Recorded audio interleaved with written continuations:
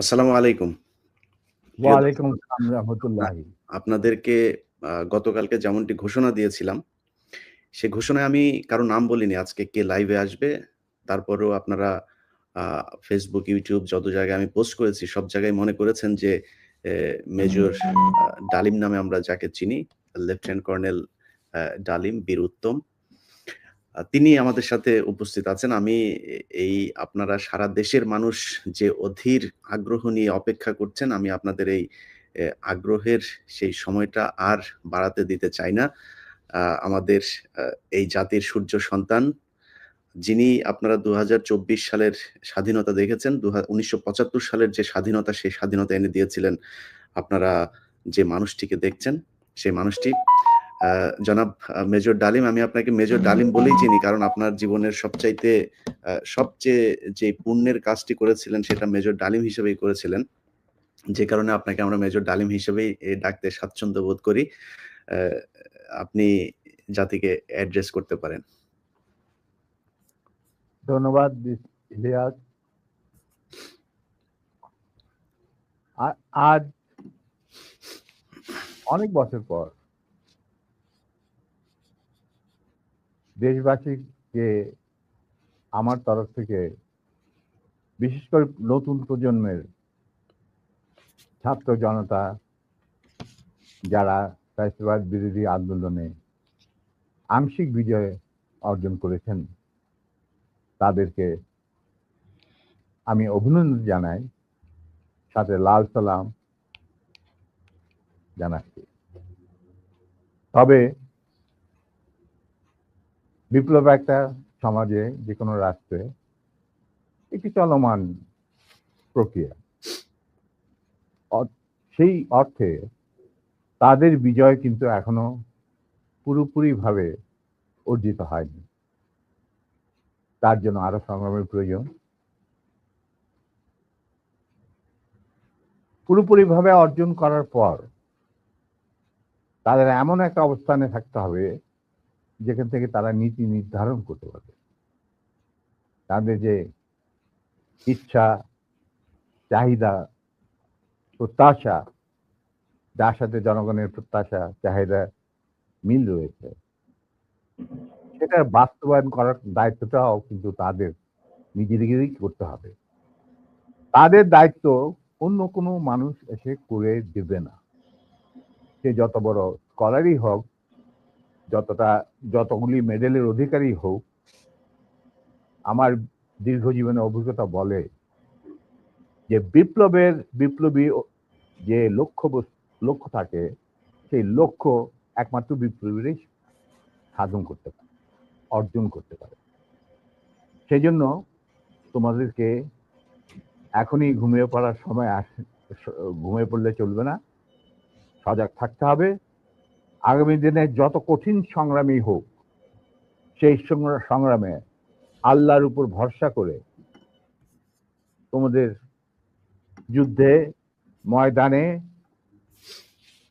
পাথরের মতো, ইস্পাতের মতো লৌহ কঠিন প্রত্যয় নিয়ে দাঁড়াতে হবে যে আমরা এই সংগ্রামে জিতবই, বিপ্লবকে সফল করব এবং জনগণ এবং তোমাদের যে আশা আকাঙ্ক্ষা, একটা সুখী সমৃদ্ধ বাংলাদেশ গড়ে তোলা। এই ভারতীয় সম্প্রসারণবাদী হিন্দুত্ববাদী ভারত, যার কবজায় আমরা প্রায় চলে গিয়েছি, সেই অবস্থান থেকে সেই ৭১ মতো আরেকটি স্বাধীনতা আমাদের অর্জন করতে হবে। তা না হলে তোমাদের বিপ্লব ব্যর্থতাই পর্যবেসিত। আমি এর বেশি কিছু আর বলতে চাই না। স্যার, সরাসরি মানুষ এই ৫০ বছর যে প্রশ্নটা আপনাকে করার জন্য অপেক্ষায় আছে আমি মনে করি। ৭৫ কেন হয়েছিল স্যার? ইলিয়াস, ৭৫-এ তোমার কি বয়স ছিল আমি জানি না, তবে আমার জন্ম হয় নাই স্যার। হ্যাঁ, তবে ৭৫-এ যে মুজিব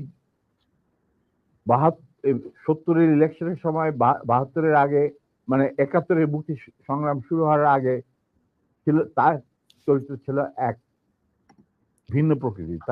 তিনি বাঙালি জাতীয়তাবাদের সংগ্রামে যথেষ্ট অবদান রেখেছেন।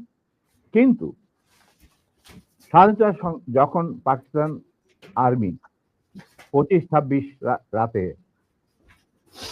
মানে বাঙালিদের উপর, নিরীহ বাঙালিদের উপর শেষ সন্ত্রাসবাদ, অ্যাট্রোসিটি বলো, জেনোসাইড বলো, চালালো, এবং যাতে লক্ষ লক্ষ হাজার হাজার শিশু, নারী, পুরুষ প্রাণ হারালো, ছাত্র জনতা কোনো কারণ ছাড়া। তারপর তখন সেই অবস্থায় আমাদের দেশের তথাকথিত বড় বড় জাতীয় নেতারা বিভিন্ন দলের, তাদেরকে কিন্তু কাউকে খুঁজে পাওয়া গেল না।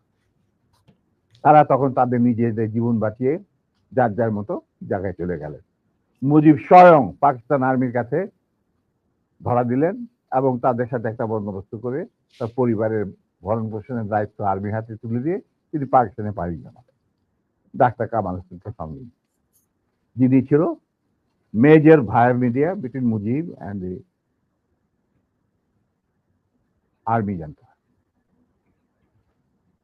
তখন সেই দিশাহারা মানুষ বুঝতে পারছিল না বাংলাদেশে তারা কি করবে, তারা কোথায় যাবে, কিভাবে নিজের প্রাণ বাঁচাবে। সেই সময় চিটাগাঙ্গে থেকে ভেসে আসলো মেজর জিয়ার স্বাধীনতার ডাক। আমি তখন পাকিস্তানে চাকরিরত অবস্থা। সেই ডাকে দেশের লোক একটা আলোর রশ্মি দেখলো যে হ্যাঁ, আমাদেরকে এইভাবে মরণের হাত থেকে বাঁচার জন্য আমাদেরকে যুদ্ধ করতে হবে। Simple is that. আর সমস্ত দেশে সর্বপরিসরে লোক বিদ্রোহ, সেই মুক্তিযুদ্ধ সংগ্রামে ডাকে সাড়া দিয়ে মুক্তিযুদ্ধ গড়ে তুলবে।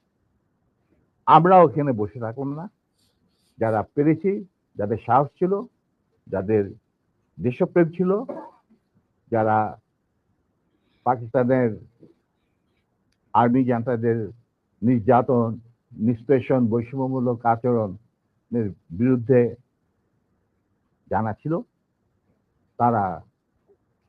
তারাও সেই সংগ্রামে যোগ দেন। অনেকেই পালিয়ে এসে জীবনের ঝুঁকি নিয়ে। আমি ছিলাম তাদের মধ্যে সর্বপ্রথম গ্রুপ লিডার, যে আরো দুজন আমার সাথীকে নিয়ে আমি এসে যুদ্ধে যোগ দিই। কোনো বিবেকবান বাঙালি তখন যারা পাকিস্তানে চাকরি করতেন, তাদের পক্ষে নিশ্চুপ বসে থাকা সম্ভব ছিল না।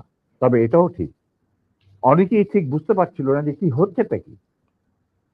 কোনো খবর নাই, চিঠিপত্রের আদান প্রদান নাই, কোন রকম সংযোগ নাই।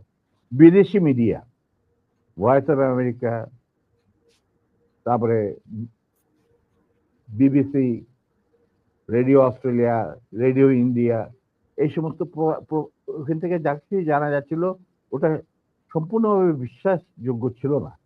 তারা তাদের মতো করে বলতে থাকে এবং আমরা শুনতে থাকি।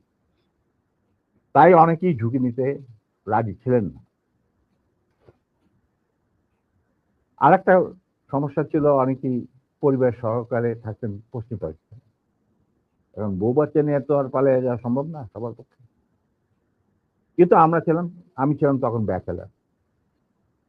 আমার সাথে যে দুজন সাহসী সহযোদ্ধা চলে আসে আমার ডাকে, তারা ছিলেন কর্নেল নূর চৌধুরী, তখন অবশ্য লেফটেন্যান্ট নূর চৌধুরী, আর লেফটেন্যান্ট মতিউর রহমান, পরে দুজনই কর্নেল, এবং রাষ্ট্রপতি একজন, মানে নূর রাষ্ট্রপতি। আমরা চলে আসি, এসে মুক্তিযুদ্ধে জয়েন করি। তো আমরা তিনজনই ছিলাম স্পেশালাইজড অফিসার। স্পেশালাইজড অফিসারের মধ্যে বোঝা যায় যে যাদের কমান্ডো ট্রেনিং থাকে, স্পেশালাইজড ওয়ারফেয়ারের উপর জ্ঞান থাকে, এবং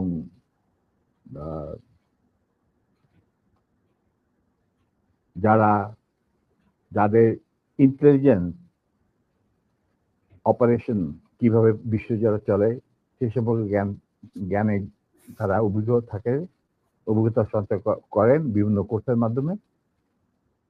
তা আমরা ছিলাম তিনজনই সেই ধরনের অফিসার। তাই আমরা জীবনের ঝুঁকি নিয়ে আল্লাহর নাম নিয়ে বেরিয়ে পড়ি এবং অতি সহজেই দিল্লি পর্যন্ত পৌঁছে যাই। এবং সেখানে আমাদেরকে রিসিভ করা হয় সাউথ ব্লকে, মানে প্রাইম মিনিস্টারের অফিসে শ্রীমতী ইন্দিরা গান্ধী, র প্রধান, founding father general Ruban Singh, DP Dhar, মুখ্য সচিব প্রাইম মিনিস্টারের and in charge of Bangladesh affair, এনারা আমাদেরকে রিসিভ করে। তারপর অনেক আলাপ আলোচনা, কিছুদিন ট্রেনিং, ব্রিফিং, পরে আমাদেরকে মুজিবনগর সরকারের কাছে হ্যান্ড ওভার করে দেওয়া হয় এবং আমাদেরকে দিল্লি থেকে নিয়ে আসার জন্য general Osmani, commander in chief Mukti Fauj, জনাব Tajuddin, prime minister of the provisional government, 7 দফা চুক্তি করার পর, আর ফরেন মিনিস্টার খন্দকার মুশতাক আহমদ, যিনি আমার বাবার ক্লাসমেট, তারা আসেন দিল্লিতে, এসে তাদেরকে ফর্মালি আমাদেরকে হ্যান্ড ওভার করে দেওয়া হয়। তারপরে আমাদের তিনজনের মধ্যে দুজনকে, আমাকে এবং মতিকে, অ্যাপয়েন্ট করা হয় as guerrilla adviser to the sector commander. মানে 11টা সেক্টরের মুক্তিযোদ্ধাদের রিক্রুট করা, তাদের ট্রেন করা, তাদেরকে ইন্ডাক্ট করা, অপারেশন করানো, সব দায়িত্ব পড়ে আমাদের দুজনের উপর এবং আমরা এই 11টা সেক্টরকে ভাগ করে নিই। আর Noor being the junior most, Osmani সাহেব উনাকে তার চিফ পার্সোনাল স্টাফ অফিসার হিসেবে মুজিবনগর সরকারের যে হেডকোয়ার্টার ছিল মুক্তিবাহিনী, সেখানে তার সাথে রাখেন। এবং শেষ পর্যায়ে কিছুদিনের জন্য নূর অনেকটা দৃঢ়তার সাথেই উসমানীর সাথে আলাপ করে সাউথ বেঙ্গলে চলে যায় এবং মুক্তিযুদ্ধে সক্রিয়ভাবে অংশগ্রহণ করে। সেও আঘাতপ্রাপ্ত, মানে সেও যুদ্ধে ইনজিওর্ড হয় একটা অপারেশনে, এবং তাকে বীর বিক্রম খেতাব দেওয়া হয়। আর আমি যুদ্ধের সময় 3-4 বার আহত হয়েছি, তার একটা নিদর্শন আমার দেখো, হাতের অবস্থা এখানে সেখানে সবকিছু অর্ধেক বোধ হয় আর্টিফিশিয়ালি ক্রিয়েটেড, রিক্রিয়েটেড, যেটাকে প্লাস্টিক সার্জারি বলা হয়। But then I continue. তারপর সেনাবাহিনী গঠন করা, বাংলাদেশ মিলিটারি একাডেমি স্থাপন করা, পিটি স্কুল মানে ফিজিক্যাল ট্রেনিং স্কুল স্থাপন করা, সিলেটে ওয়েপন অ্যান্ড ট্যাকটিক শেখার স্কুল স্থাপন করার সব দায়িত্ব আমরা পালন করি। এর সাথে সাথে চলে রিক্রুটমেন্ট ফর আর্মি, যে 5টা ব্রিগেডের প্র্যাকটিস দিয়েছিল মুজিব, এই ব্রিগেড 5টা এবং বিমান বাহিনী, নৌবাহিনীর জন্য রিক্রুটমেন্টের ইনচার্জ ছিলেন deputy chief of staff Ziaur Rahman. যদিও তিনি সিনিয়র ছিলেন, তাকে তো বানায়নি চিফ, তাকে তো অ্যাজ এ কর্নেল বের করে দিতে চাইছিল, কিন্তু পারেনি, আমাদের জন্যই পারেনি। যাই হোক, ওনার স্টাফ অফিসার হিসেবে দায়িত্ব পড়ে আমার উপর। আর আমি একাই আমার অন্যান্য সহযোদ্ধা কমান্ডারদের লিস্ট ওরা পাঠিয়ে যেত। আমি প্রায় 25,000 প্রাক্তন মুক্তিযোদ্ধা যারা আমাদের আন্ডারে চাকরি করেছে, মানে যুদ্ধ করেছে, তাদেরকে আমি আর্মিতে, এয়ারফোর্সে, মানে ডিফেন্স ফোর্সে, নেভি ইনক্লুডেড, নিয়োগ রিক্রুট করি। তারপর চাকরি করতে থাকি, চাকরি চলতে থাকে। এই হচ্ছে আমাদের স্বাধীনতা সংগ্রামের ছোট্ট সিনপসিস। বলো এরপর কি, আর কি জানতে চাও?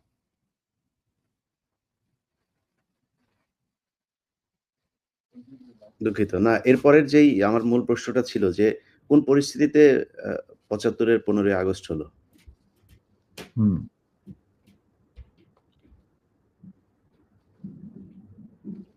খুবই স্পর্শকাতর প্রশ্ন ইলিয়াস।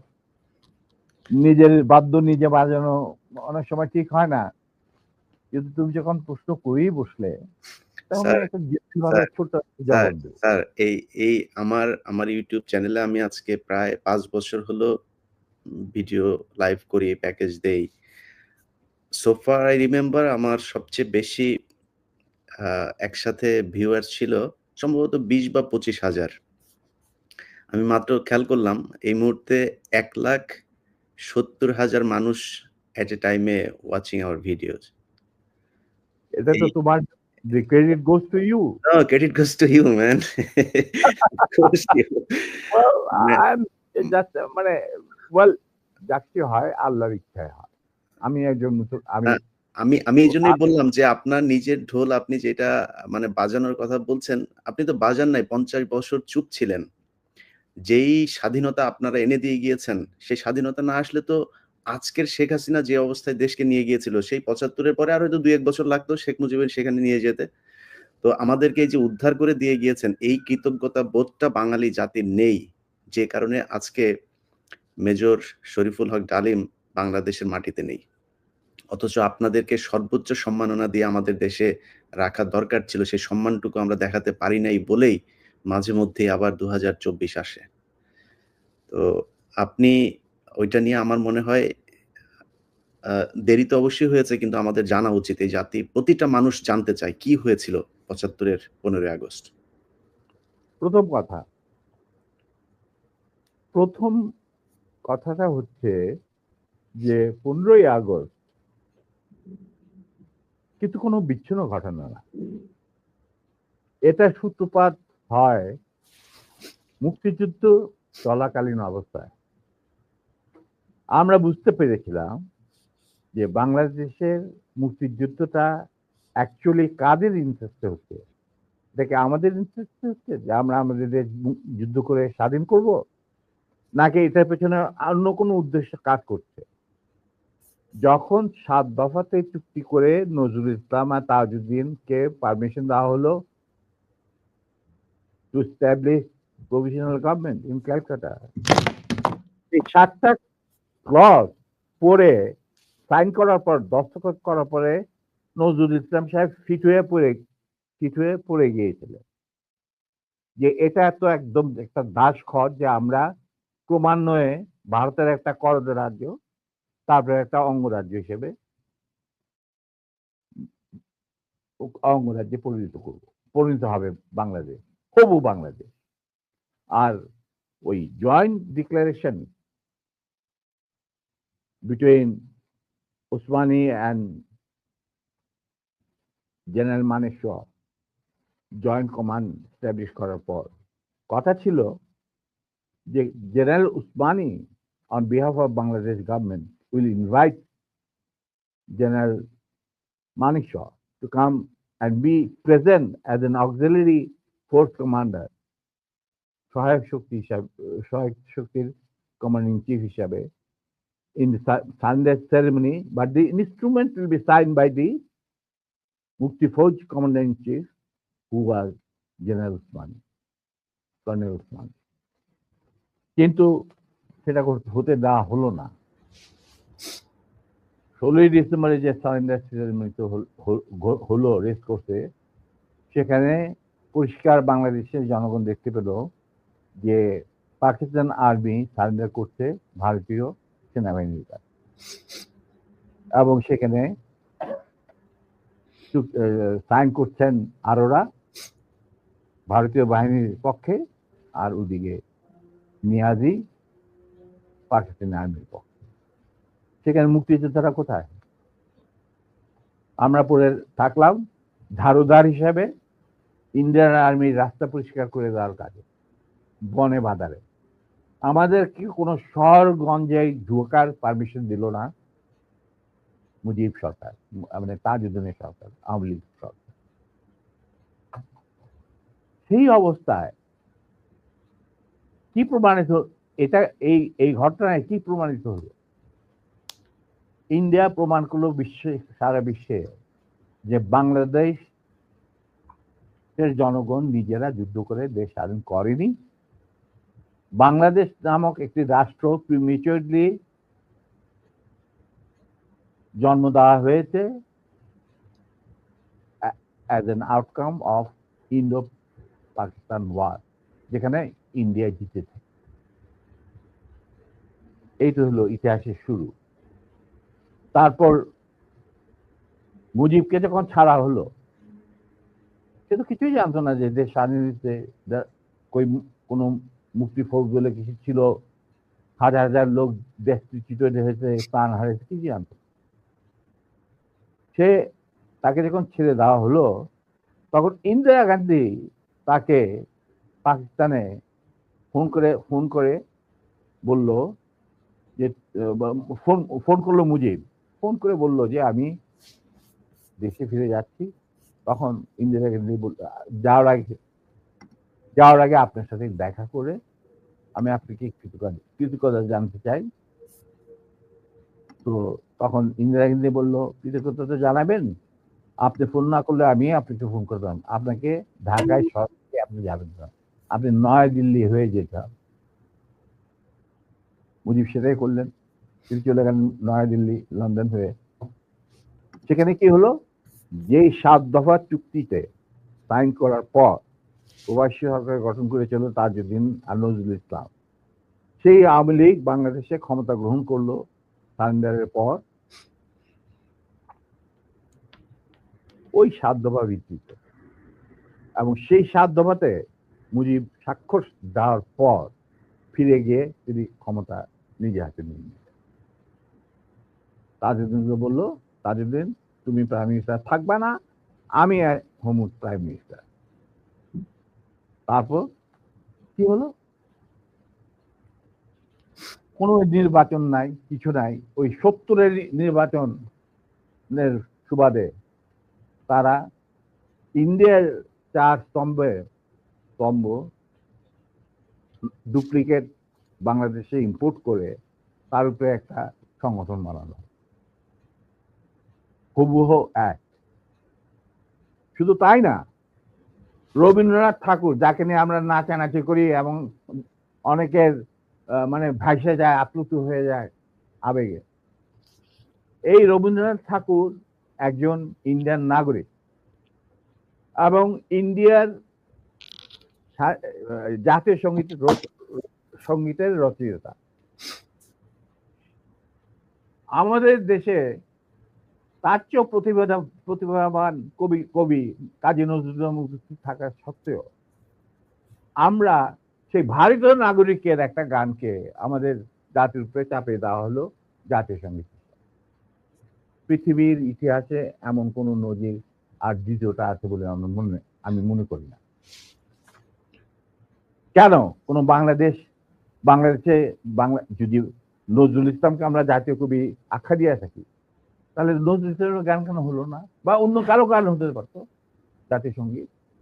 ভালো ভালো কবি সাহিত্যিক ছিলেন আমাদের দেশে, কিন্তু পৃথিবীর ইতিহাসে কোথাও নাই যে বিদেশি এক নাগরিকে যে নাকি তার দেশের জাতীয় সঙ্গীত রচনা করেছে এবং আমাদের শুদ্ধ স্বাধীন বাংলাদেশে এসেও আমাদের জাতীয় সঙ্গীত রচনা করতে হবে।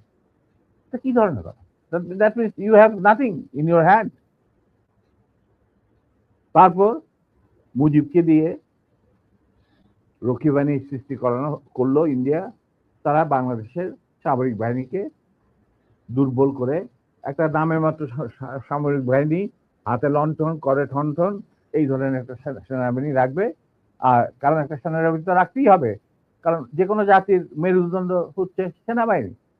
ওই হাতে লণ্ঠন, করে ঠনঠন, আর আসলে তার চেয়ে অনেক শক্তিশালী একটা বাহিনী গঠন করলো ইন্ডিয়া। স্যার ওই যে দিয়ে ৭ দফাটা আমরা তো ইতিহাস পড়ে আমরা তো আসলে সাক্ষী না। আমরা পড়ে মানুষকে জানানোর চেষ্টা করেছি। আপনার স্মরণ আছে ৭ দফাটার কথা কি, কি ছিল ওই দফায় যদি কয়েকটা গুরুত্বপূর্ণ জায়গা যদি মনে রাখেন? দেখো, আমি ভাই, আমি তো অ্যাকচুয়ালি ৭ দফায় একদম টোটো এগুলো আমার বইতে লেখা আছে। হুম।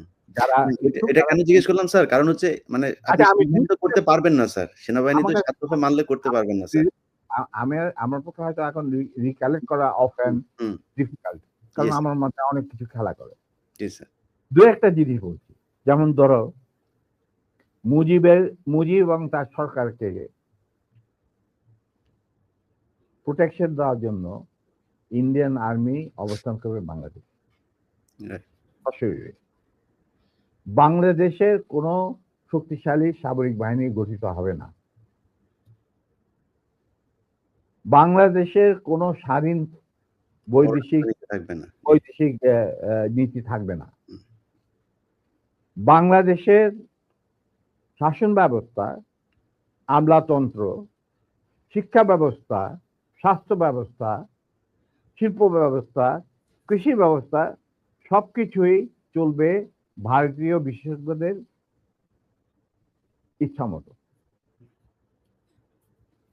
তারা মুজিব বিরোধী কোনো মানুষকে বাঁচিয়ে রাখা হবে না। তার জন্য যত লোক মারা দরকার মারা হবে। যত লোককে লুলা ল্যাংড়া করা হবে। চক্ষু তুলে নেওয়া হবে, মেয়েদের ইজ্জত লুণ্ঠন করা হবে, কোনো সমস্যা নাই। এইভাবে প্রতিপক্ষের উপর ঝাঁপিয়ে পড়ায় ৪০,০০০-এরও বেশি লোক মারা গেছে, সেটা সবাই জানে, প্রত্যক্ষ থেকে আসছে। তারপর তোমার আমরা একটা করদ রাজ্যে পরিণত হয়ে গেলাম।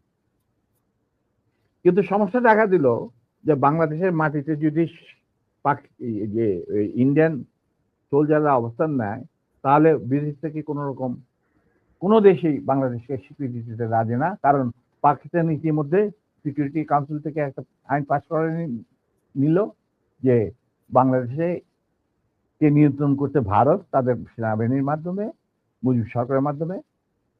অতএব এটা একটা ডিসপিউটেড টেরিটরি, এটা একটা স্বাধীন দেশ নয়। তাই আপনারা স্বাধীন কিভাবে রিকগনাইজ করবেন মুজিবের সরকারকে? এরপর এই এই অবস্থায় ইন্দিরা গান্ধী পড়ল মুসিবত, তো আজ মুজিব সরকার। তখন ইন্ডিয়ান সরকার ডিসাইড করলো যে ঠিক আছে, আমাদের সোলজার আমরা ফেরত নিয়ে আসবো, তার পরিবর্তে আমরা জাতীয় রক্ষী বাহিনী বানিয়ে, তাই করা হলো। তো যে কাজটা ইন্ডিয়ান আর্মি করছিল সেটা পরে জাতীয় রক্ষী বাহিনী করলো। আর কি ধরনের অত্যাচার, অবিচার, কি ধরনের মানে হত্যাযজ্ঞ, গুম, খুন এবং অনাচার, অবিচার মুজিব সরকার করছিল, সেটা খতিয়ান তো তুমি আমার কি ভালো জানবে। অনেকে এই বিষয়ে লিখেছেন, সাহসী যারা তারা লিখে গেছেন, আমিও কিছুটা লিখেছি। সেখানেই শেষ হলো না। তারপর দেখা গেল যে সেই সুতিকাগার থেকে মুজিব কায়েম করলেন একদলীয়, এক ন্যায়কত্ব, স্বৈরাচার শাসন, বাকশাল, এবং নিজেকে তিনি আজীবন রাষ্ট্রপতি হিসেবে ঘোষণা দেবেন সিদ্ধান্ত না হলো। এই বাকশালের মেম্বার সবাই।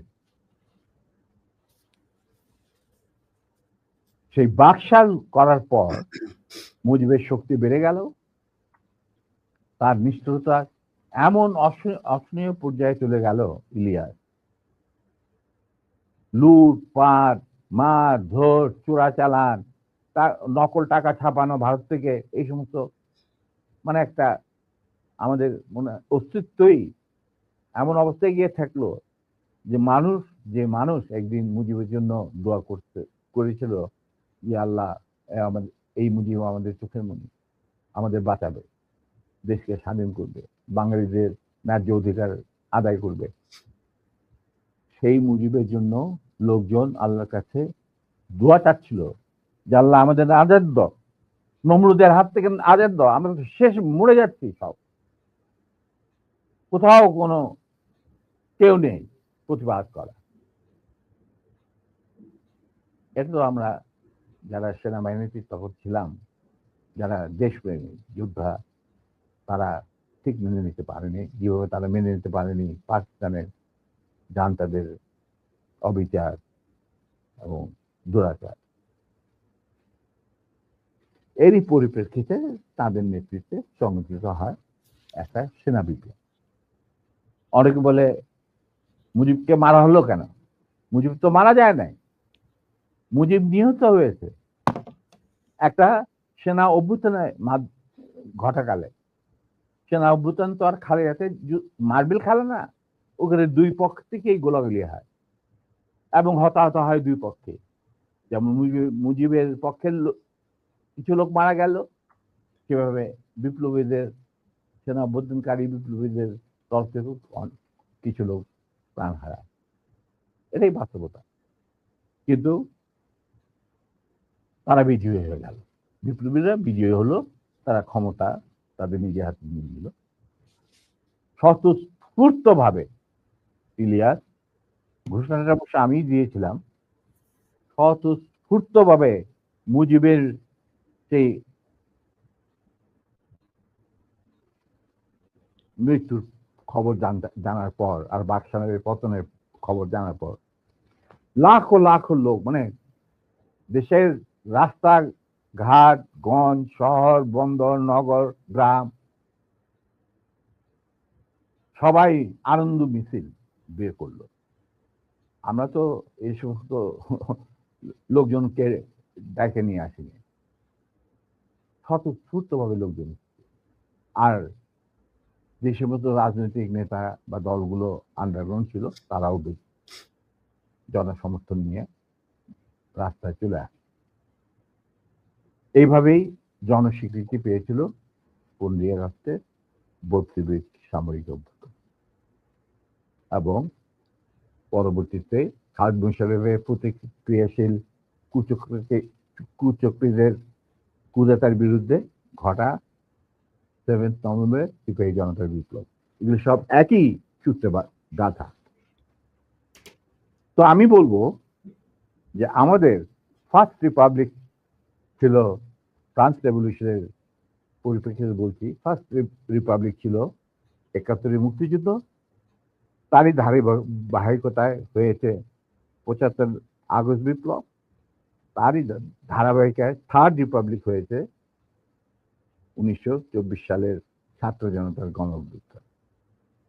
এখন যেহেতু আমি বলেছি যে সম্পূর্ণ বিজয় আমাদের এখনো অর্জিত হয়নি, চলমান বিপ্লবের গতিধারায় সংগঠিত হবে চতুর্থ রিপাবলিক, মানে চতুর্থ বিপ্লব।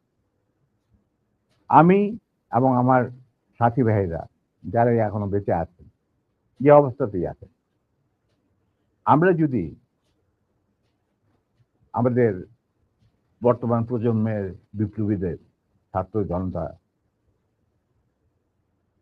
তাদের বিপ্লবী কাণ্ডে কোন রকম অবদান রাখতে পারি, আমাদের নিজস্ব অভিজ্ঞতা, যোগাযোগ থেকে, তাহলে আমরা সেটা করতে প্রস্তুত, পিছপা হব না ইনশাল্লাহ। এবং আমরা তাদেরকে শ্রদ্ধা, সালাম এবং বিপ্লবী সালাম সাথে মন থেকে দোয়া করছি যে তাদের বিপ্লব যাতে ব্যর্থ না হয়, তারা যাতে বিজয় সংগঠিত করে, বিজয় অর্জন করে, তারা যাতে একটা সুখী, সমৃদ্ধ, শক্তিশালী বাংলাদেশ গড়ে তুলে তাকে দুর্জয় ঘাঁটি হিসেবে স্থাপিত করতে পারে। এই আমার বক্তব্য। আচ্ছা, আমার চাওয়া পাওয়ার কিছু নাই স্যার। কিন্তু একটা কোশ্চেন, ধরেন আপনি যে বিপ্লবের কথা বললেন, ধরেন 24-এর বিপ্লবের যারা নেতৃত্ব দিয়েছে তারাও আমার এখানে কথা বলেছেন। আপনার লাইভে এই মুহূর্তে 4.5 লাখ মানুষ দেখছে। এবং আমি কমেন্টগুলো পড়ছিলাম। আমি বুঝার চেষ্টা করছিলাম যে আসলে কি। আমার মনে হয় এ পর্যন্ত কয়েক লাখ কমেন্টের মধ্যে বোধহয় উম ১০ টা কমেন্ট পড়েছে আপনাকে গালি দিয়েছে বা আমাকে গালি দিয়েছে। এত জনপ্রিয় একজন মানুষ, আপনি দেশ থেকে চলে যেতে হলো কেন স্যার? সেই কাহিনীতে এই মুহূর্তে যাওয়া ঠিক হবে কি? মাফ করে দিয়েছি। জিয়া রহমান আমাদেরই একজন ছিলেন। আচ্ছা, to be frank with you, hmm, উনি কোরআন শপথ নিয়ে আমাদের সাথে কাজ করতে রাজি ছিলেন। কিন্তু পরবর্তী পর্যায়ে তিনি তার নিয়ত থেকে সরে আসেন। তার জন্য তো আমরা দায়ী নই, উনি দায়ী। এবং যদি ভালো করে থাকেন সেটা প্রাপ্য তিনি হয়তো পেয়েছেন। যদি খারাপ করে থাকেন সেটা আমাদের সাথে না চলায় যদি তার কিছু খারাপ হয়ে থাকে তার জন্য তো আমরা দায়ী নই। তবে হ্যাঁ, একটা সময়ে আমি যখন চীনে ছিলাম রাষ্ট্রদূত দূতাবাসে, তিনি আমার বাবা কিন্তু জিয়া রহমানের ক্যাবিনেটের সিনিয়র মিনিস্টার পদে নিযুক্ত ছিলেন। কারণ আমার বাবা মনে করতেন যে আমরা আর জিয়া রহমান সব এক। কিন্তু উনি ভেতরের খবর জানতেন না। জিয়া রহমান যখন দেখলো যে তিনি সেনা পরিষদের প্রায় ৪,০০০ লোককে মেরে ফেলেছেন তার আহ, ক্ষমতাকে কুক্ষিগত করার জন্য। আমরা তারপরে যখন তিনি দেখলেন যে তার অবস্থা খুব খারাপ, ভেতরের খবরটা সাধারণ জনগণ দেখে না, সাধারণ জনগণ দেখছে জিয়া রহমান সানগ্লাস, রেবন, গঞ্জি, কাঁধে কোদাল বসে আছেন, এই সমস্ত। কিন্তু ভেতরে যে কি হচ্ছিল আসল ক্ষমতা কেন্দ্রে, সেই সম্পর্কে সাধারণ জনগণ জানারও কোনো সুযোগ ছিল না, তারা জানতেন না। সেখানে তার অবস্থা ছিল নরবলে, কারণ ওইখানে তিনি ডিভাইড এন্ড রুল নীতি প্রয়োগ করেছিলেন, যেটা খুবই মারাত্মক একটা হুমকি ছিল তার জন্য, তিনি হয়তো বুঝতে পারেন নাই। তিনি যখন রাষ্ট্রীয় সফরে আসেন, আমার বাবাকে deputy head of the delegation করে নিয়ে আসলেন এবং আমাকে বললেন যে let us forget and forgive, তোমরা আমাদের পাশে দাঁড়া। আমরা বললাম স্যার এটা আপনার পক্ষে, আপনার বললেন আমি কৃতার্থ, কিন্তু আমার মনে হয় আমাদের পক্ষে সেটা সম্ভব। কারণ এর জন্য সম্ভব না, আপনি আমাদের সহকর্মীদের রক্তে যে রক্তক্ষরণ ঘটিয়েছেন, সেই রক্ত মারিয়ে আপনার পাশে যদি গিয়ে দাঁড়াই, প্রথম গুলিটা আমাকেই খেতে হবে, মুনাফেক হিসাবে। তার আমি আপনাকে বাঁচাবো বা আমরাই বা আপনাকে বাঁচাবো, সে রাস্তা তো আপনি বন্ধ করে দিয়েছেন স্যার। এটা কত সালে স্যার? এটা যে জিয়া রহমান কোন সালে গিয়েছিল আমার মনে হয় ৮১? 76 না 77, সামথিং লাইক দ্যাট। হুম, ওই যে ওনার একটাই রাষ্ট্রীয় সফর ছিল চীনে, এটা হুম। তুমি দেখে নিতে পারো, আমার বইতে লেখা আছে সবকিছু আচ্ছা, বিষয়। 77 বোধহয়। এবং তার সাথে যে আমার কি ডায়লগ হয়েছে ওয়ান টু ওয়ান, যেটা মধ্যে আর কেউ উপস্থিত ছিল না, পাশের ঘরে অবশ্য বেগম সাহেবা ছিলেন। আচ্ছা তো স্যার, আরেকটা জিনিস পরিষ্কার হয়নি স্যার। আপনি কি একটা বলছিলেন যে কোরআন শপথ করা হয়েছিল। মানে কি, হ্যাঁ, কি মানে হয়েছিল? আমি বলি, শোনো, এই যে সেনা পরিষদ, আমরা যখন ভারতে যুদ্ধ করছিলাম, যখন আমরা বুঝতে পারলাম ভারতের গেম প্ল্যানটা, তাদের একটা সুদূর প্রসারী চক্রান্তমূলক আহ, একটা পরিকল্পনা রয়েছে বাংলাদেশকে প্রথমে ক্লায়েন্ট স্টেট, তারপরে অঙ্গভূত করা, সিকিমের মতো। হুম, আর সেখানে লেন্দুদ্দোজি ছিলেন, আমাদের মুজিবুর রহমানকে বানানো হলো তাজউদ্দিন, আর পরে মুজিবুর রহমানকে বানানো হলো সেই লেন্দুদ্দোজি। এটা যখন আমরা বুঝতে পারলাম, তখন সমমনা কমান্ডার যারা পলিটিক্যালি কনসিয়াস ছিল ছাত্র জীবনে ধরো বা পরবর্তী জীবনে, তখন আমরা বললাম যে আরে আমাদের তো আসল যে যুদ্ধ সেটা তো হবে স্বাধীনতার পর। ভারতের আগ্রাসী মনোভাব নিয়ে যখন বাংলাদেশকে গিলে খেতে যাবে, সেইটার বিরুদ্ধে আমাদেরকে লড়তে হবে, তার জন্য আমাদের প্রস্তুত থাকতে হবে, প্রস্তুতি এখনই গ্রহণ করতে হবে।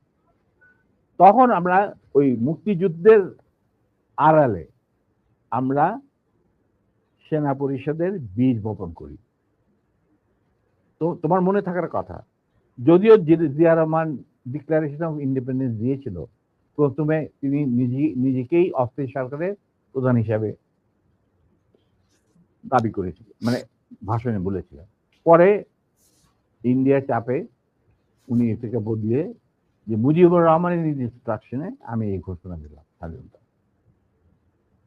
এরপরেও কিন্তু তার প্রতি ইন্ডিয়ান সরকার বা আওয়ামী লীগ সরকার কখনোই আস্থা রাখতে পারে নাই। তারা তাকে সেক্টর কমান্ডারের অবস্থান থেকে সরিয়ে এনে হেডকোয়ার্টার দাম করে এক সেফ হাউসে, মানে আমাদের কিছু সেফ হাউস ছিল যেখানে আমরা থাকতাম, বা আমাদের সাথীরা সুরে আসতো কল্যাণীতে, মানে এই প্রভাব অফ ক্যালকাটা একটা বাড়িতে ওনাকে না নিষ্ক্রিয় করে রাখা হইতো। তখন আই ওয়াজ দ্য ওনলি, কেউ জিয়া রহমানের আশেপাশে যায় না, কারণ উনি ভারতের চক্ষুষু, উনি আওয়ামী লীগের চক্ষুষু, তো কে যাবে ওনার সাথে দেখা করতে? তখন কিন্তু আমি, কারণ আমি জিয়া রহমানকে অনেক আগে থেকে চিনি, পাকিস্তান আমল থেকে চিনি, একসাথে কাজও করেছি।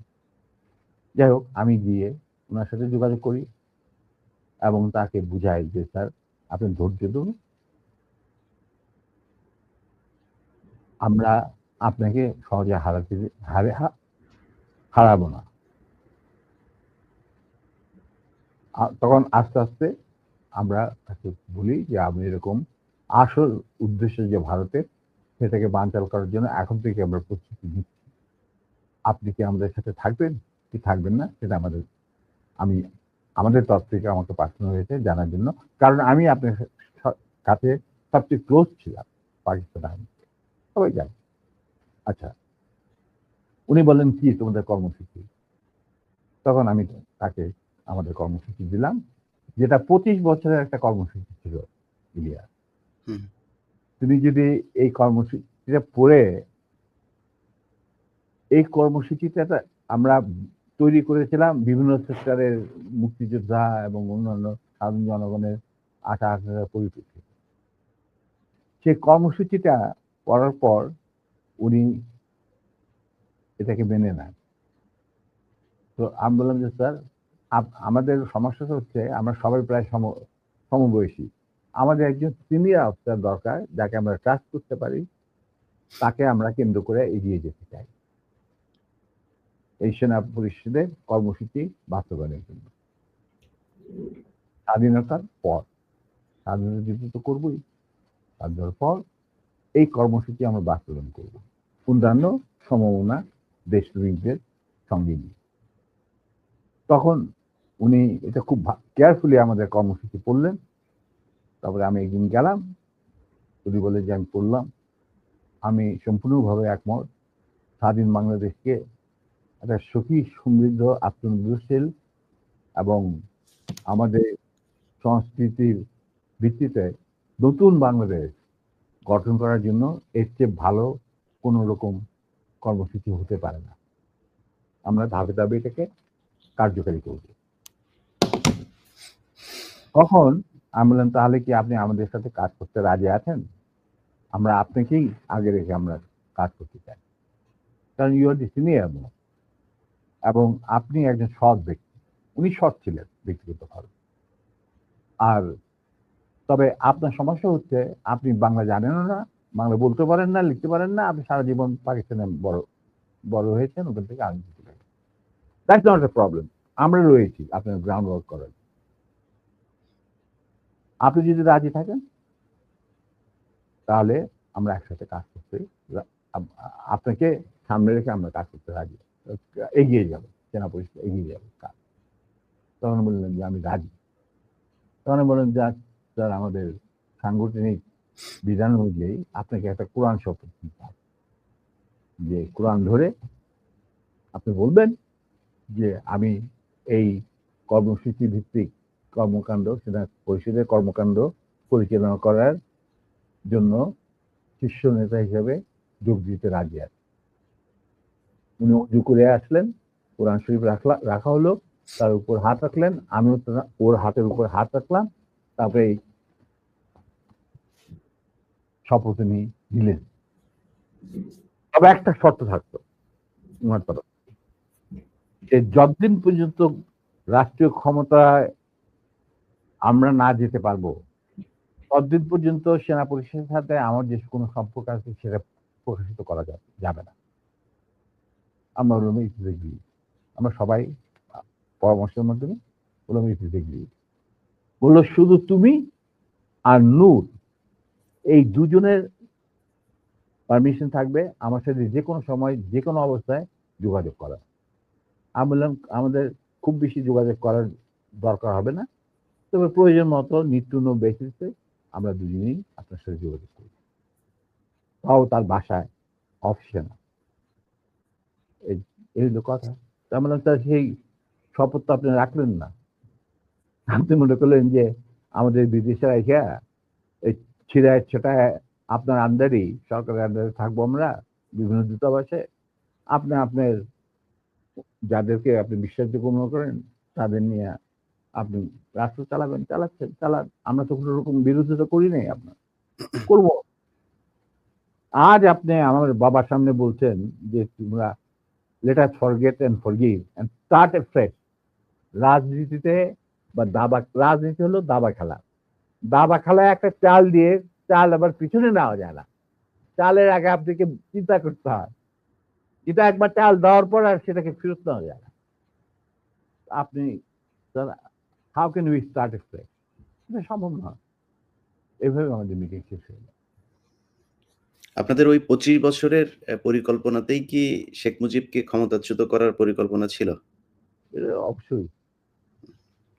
শেখ আচ্ছা, মুজিব কি? Sheikh Mujib was a major player to implement the Indian design over Bangladesh। Right, বুঝলে রাইট, কথা? রাইট, জি। স্যার কথা বলে রেখে কিভাবে তুমি দেশে হুম, মানে জাতীয়তাবাদী ভিত্তিতে নিজের সংস্কৃতি, নিজেদের ঐতিহ্য ভিত্তিতে, নিজেদের ধর্মীয় চেতনার ভিত্তিতে তুমি বাংলাদেশ বানাবে কিভাবে? How it is possible? এটা তো এই প্রশ্নটা তো আমার মনে হয় তোমার করাই উচিত ছিল।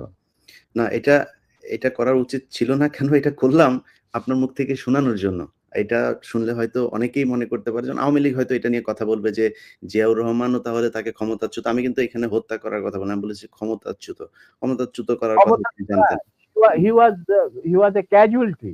Right. He was a casualty in a conflict. It's a cross Armed fire. conflict. Right, That's it. Right. তো এখন এই জায়গাতে শেখ মুজিবকে করার পরে আমি ব্যক্তিগতভাবে এই জিয়াউর রহমানের প্রতি আমার সম্মান একটুও কমে নাই। কারণ ওইটা ছিল মেইন কালপ্রিট এই শেখ মুজিব। সো তাকে তো হ্যাঁ। সরাইতেই হবে। এনিহাউ আপনাকে সেটা কিন্তু আমি তোমাকে একটা কথা বলবো। জি স্যার। আমি একজন মুসলমান হিসাবে বা একজন মানুষ হিসাবে হুম, কেউ কোন মানে মানুষ বা একজন মুসলমান হিসাবে আমি কাউকে জাতির পিতা, জাতির মাতা, জাতির বন্ধু, জাতির ভাতিজা এগুলি আমি মানি না। এগুলি এগুলি এগুলি সঠিক বয়ান নয়। স্যার আপনি তো সেক্টর কমান্ডার ছিলেন। মানে শোনো, এই শোনো, মানে শোনো, বীর উত্তম ছিলেন একজন।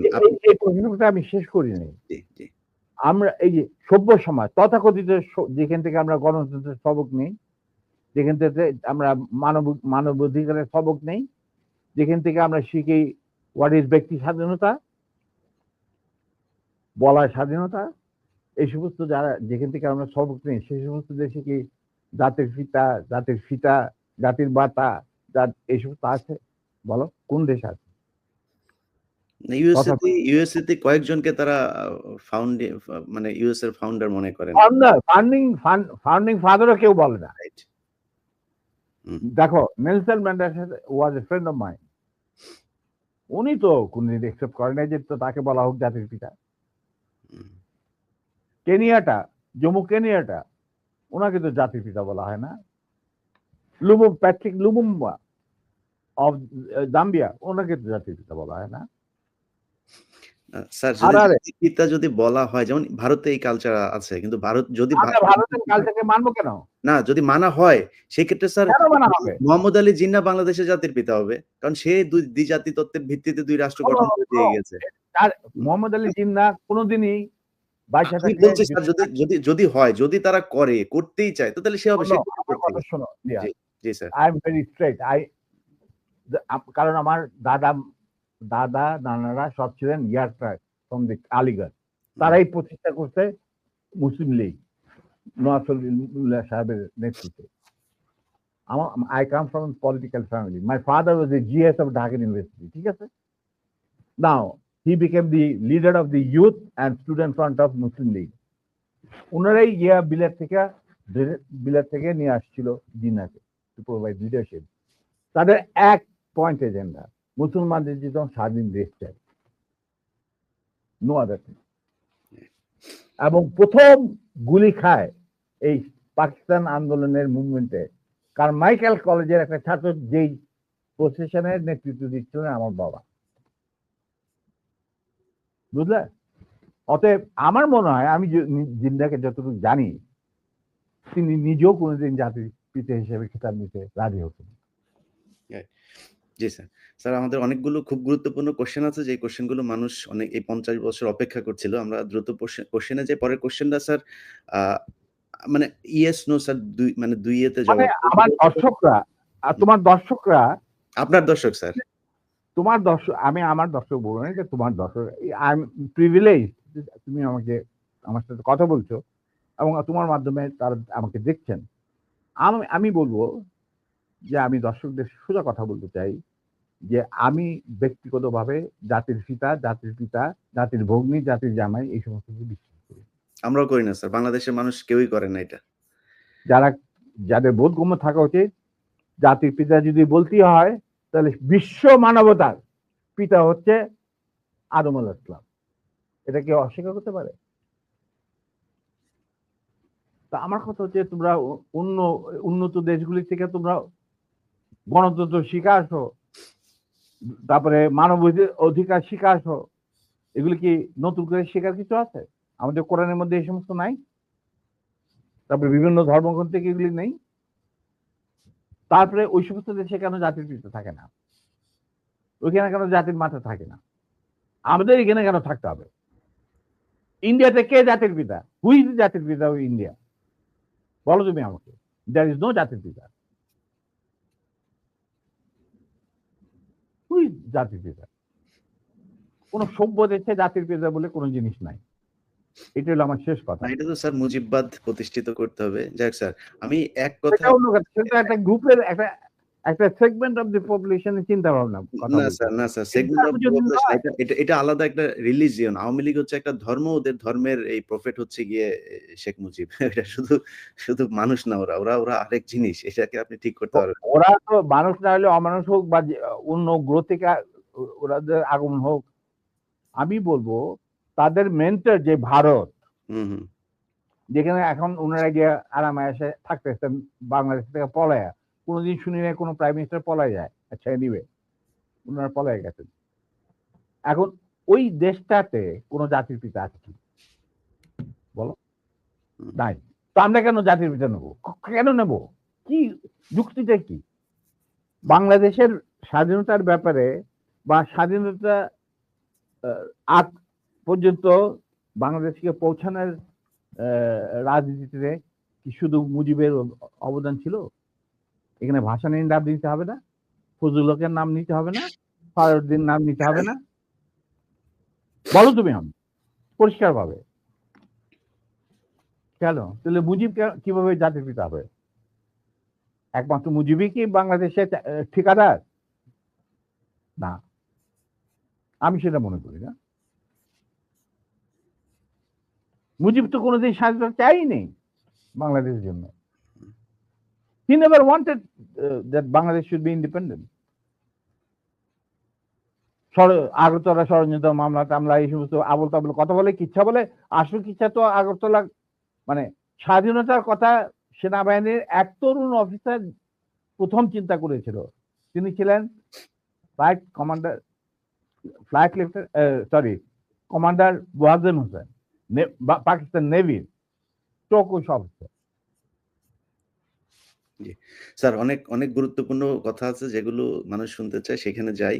আমি কথা হচ্ছে যে, শোনো, যার যা প্রাপ্য তাকে সেটাই দিতে হবে, সেই মর্যাদা দিতে হবে, নাহলে এটা মুনাফিকি। না, সোজা আমি কথা। আমি আপনার কাছ থেকে আমি ধারণা করছিলাম যে আপনি হয়তো শেখ মুজিব সম্পর্কে অনেক বাজেভাবে কথা বলবেন। কিন্তু আমি আপনার রেসপেক্ট এবং শালীনতা দেখে খুবই অভিভূত যে আপনি যথেষ্ট সম্মান নিয়ে আওয়ামী লীগের শেখা উচিত যে মেজর ডালিম সম্পর্কে তারা যা শুনেছে এতদিন, সে মেজর ডালিম একবারও শেখ মুজিব সম্পর্কে বাজে কোনো ভাষা বলে নাই বা তাকে নিয়ে কটাক্ষ করে কোনো কথা বলে নাই। যাই হোক, তো আমরাও স্যার এটাই বলে আসছি যে আমরা কাউকে অসম্মান করতে চাই না। না, ইভেন তুমি এখানে আরেকটা কথা শুনতে, জি, এই কথাটা যখন তুমি বললেই, তাহলে আমার বইতে পরিষ্কার লেখা আছে মুজিব পরিবারের সাথে আমার কি সম্পর্ক ছিল। জি। ঠিক আছে? ব্যক্তিগতভাবে বা পারিবারিকভাবে। আমরা কিন্তু তার সাথে বিচ্ছেদ করি নাই। আমাদের যখন চাকরি থেকে বের করে দিলেন উনি পিয়ন আইনের মাধ্যমে, ওই যে বিচার করলেন গাজী গোলমস্তের ঘটনাকে কেন্দ্র করে, আমরা মেনে নিলাম। উনি নিজে রাখলেন আমাকে, নূরকে। স্যার এটা আমার এই কোয়েশ্চেন একটা। এই কোয়েশ্চেনটা তাহলে করে ফেলি। বলো। আপনার ওয়াইফকে অপহরণ করেছিল এই শেখ মুজিবের, তারপর গোলাম মোস্তফার ছেলে এরা, কামালের বন্ধু-বান্ধব এরা। না, এটার গাজী গোলমস্তের নিজে, নিজে ছিল। নিজে। আচ্ছা। তো হ্যাঁ, নিজে। আপনার স্যার আপনি এটার বিচার চেয়েছিলেন শেখ মুজিবের কাছে। আপনি আমার বউ বিচার কন্টিনিউ চেয়েছিল। করেন। জি, কন্টিনিউ করেন স্যার এবার। হ্যাঁ, যে আপনি প্রাইম মিনিস্টার, কারণ ঘটনাটা নিজেই কি ছিল স্যার? ঘটনাটা কি ছিল স্যার একটু শুরু থেকে বলতেছেন। ঘটনা খুবই, এটা একটা মানে মজার ঘটনা। আচ্ছা, তুমি শুনতে চাও? তুমি তো, আমার বইতে লেখা আছে যদিও। সবাই শুনতে চায় স্যার। সবাই, আমি একা না, সবাই শুনতে চায়। ঘটনাটা হচ্ছে, আমার এক খালাতো বোন, তার নাম তাহমিনা।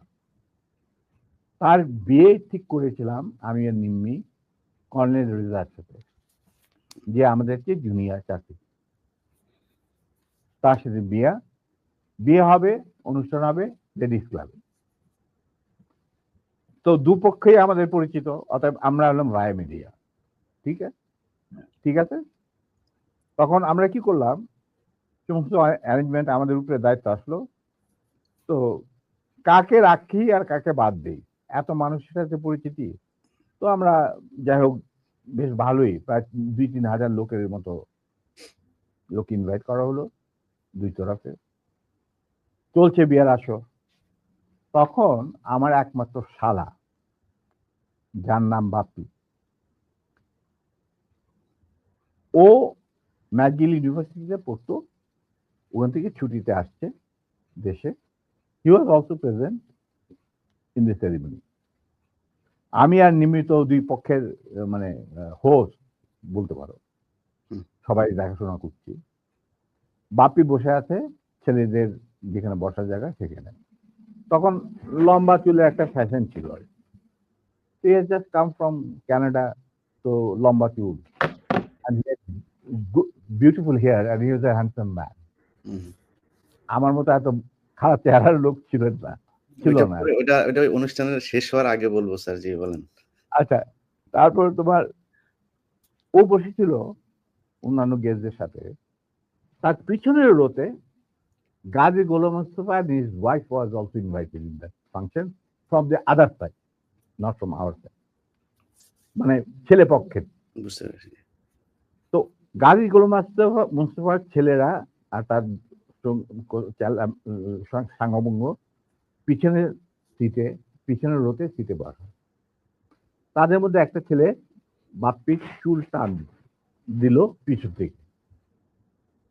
তো বাপ্পির পিছনে, ভদ্র মানুষ, বিদেশে থাকে, বিদেশে বড় হয়েছে, পিছিয়ে বললো, কিছু বলে না, সামনে আবার ওরা চুল টান দিল। দ্বিতীয়বার টান দেওয়ার পরে বাপ্পি পিছনে তাকে দেখো যে একটা ছেলে হাত সরিয়ে দিল।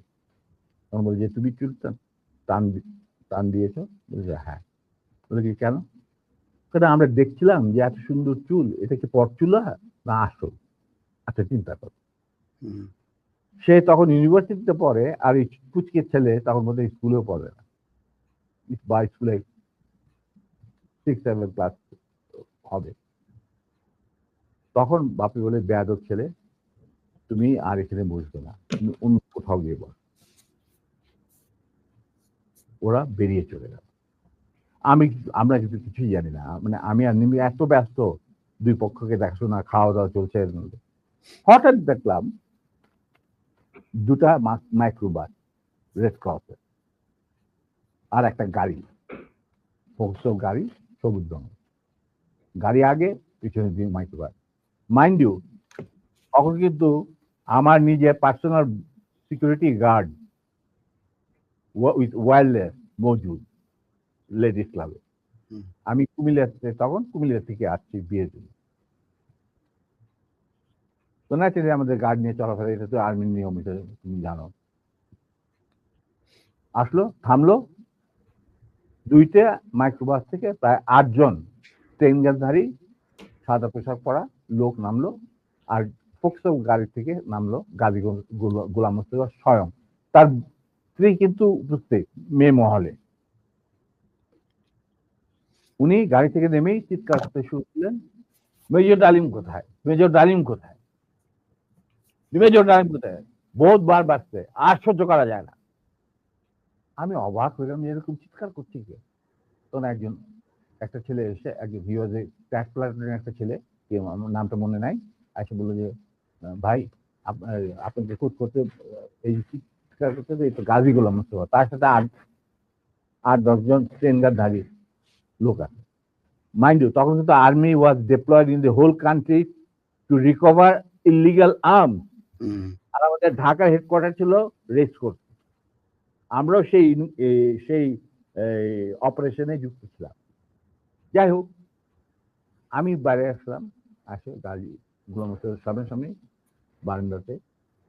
আমি মেজর ডালিম, আপনি আসুন, আপনার বেগম সাহেব তো আছেন ভিতরে, আপনি আসুন, বরবধূকে আপনি দোয়া করে দেন। হারামজাদা বারবার সে আর্মির আসছে, আমি উচিত শিক্ষা দেব। আমি দেখলাম আমার চারদিকে ওই ট্রেনের ঠেকাইলেও প্রায় 4-5 জন মানুষ, আর 4-5 জন খালে দাঁড়িয়ে।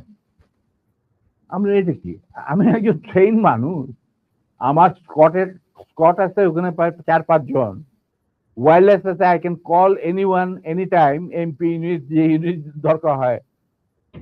এই কি অবস্থা, একটা বিয়ে বাড়ির মধ্যে এরকম একটা হুলস্থুল কাণ্ড। আপনি দেখেন কিছুই কি ব্যাপার, কি আপনি এতটা উত্তেজিত করেন? আমি তো জানি না যে এর মধ্যে কি ঘটনা ঘটে। ওগুলো ওঠ, উঠা মাইক্রোবাসে, আমাকে ঠেলতে ঠেলতে নিয়ে যাচ্ছে মাইক্রোবাসে। আপনি ব্যাপার কি গাড়িতে? এটা একটা বিয়ে বাড়ি, একটা মেয়ের বিয়ে হচ্ছে, আর আপনি আমাকে বলছেন উঠ। কি আমার কাপড় টাপড় ধরে টানা 4 জন মিলা আমাকে উঠালো। খবর চলে গেল ভিতর অন্দর মহলে। নিম্মি আর আমার শাশুড়ি, আমার খালার শাশুড়ি, মানে কন্যার মা, উনি বেরিয়ে আসলেন। ওনারা আসলেন যে কি ব্যাপার, দেখে যেরকম আমাকে ঠেলাঠেলি করে উঠানো হচ্ছে মাইক্রোবাসে। আমি মাইক্রোবাসে উঠলাম, উঠে দেখি চুল্লু আর আলম নামে 2 জন মুক্তিযোদ্ধা, ক্র্যাক প্লাটুনের সদস্য, তারা ছিল আমার ছোট ভাই স্বপনের সাথে, স্বপন বীর বিক্রম। ওদেরকেও মারতে মারতে মানে রক্ত বের করে ফেলেছে, মুখ দিয়ে রক্ত ঝরছে, আহত অবস্থায় তারাও মাইক্রোবাস। তখন আমার খালাম্মা গাজীকে বললো, গাজী সাহেব আপনি কি করছেন? আমার মেয়ের বিয়ে হচ্ছে, আর দে আর দি, তারা বর পক্ষেরও কন্যা পক্ষেরও। কি হয়েছে কি? ওরা তো ব্যস্ত। বলে আমি ওদেরকে উচিত শিক্ষা দেবো, ওকে আমি উচিত শিক্ষা দেবো। তখন আমার স্ত্রী বললো যে আপনি তাকে একা নিয়ে যেতে পারবেন না, আপনি আমাকে সঙ্গে নিয়ে আসবেন। ঠিক আছে চল, ওরেও ধাক্কা দিয়ে উঠায় দিল মাইক্রোবাসে।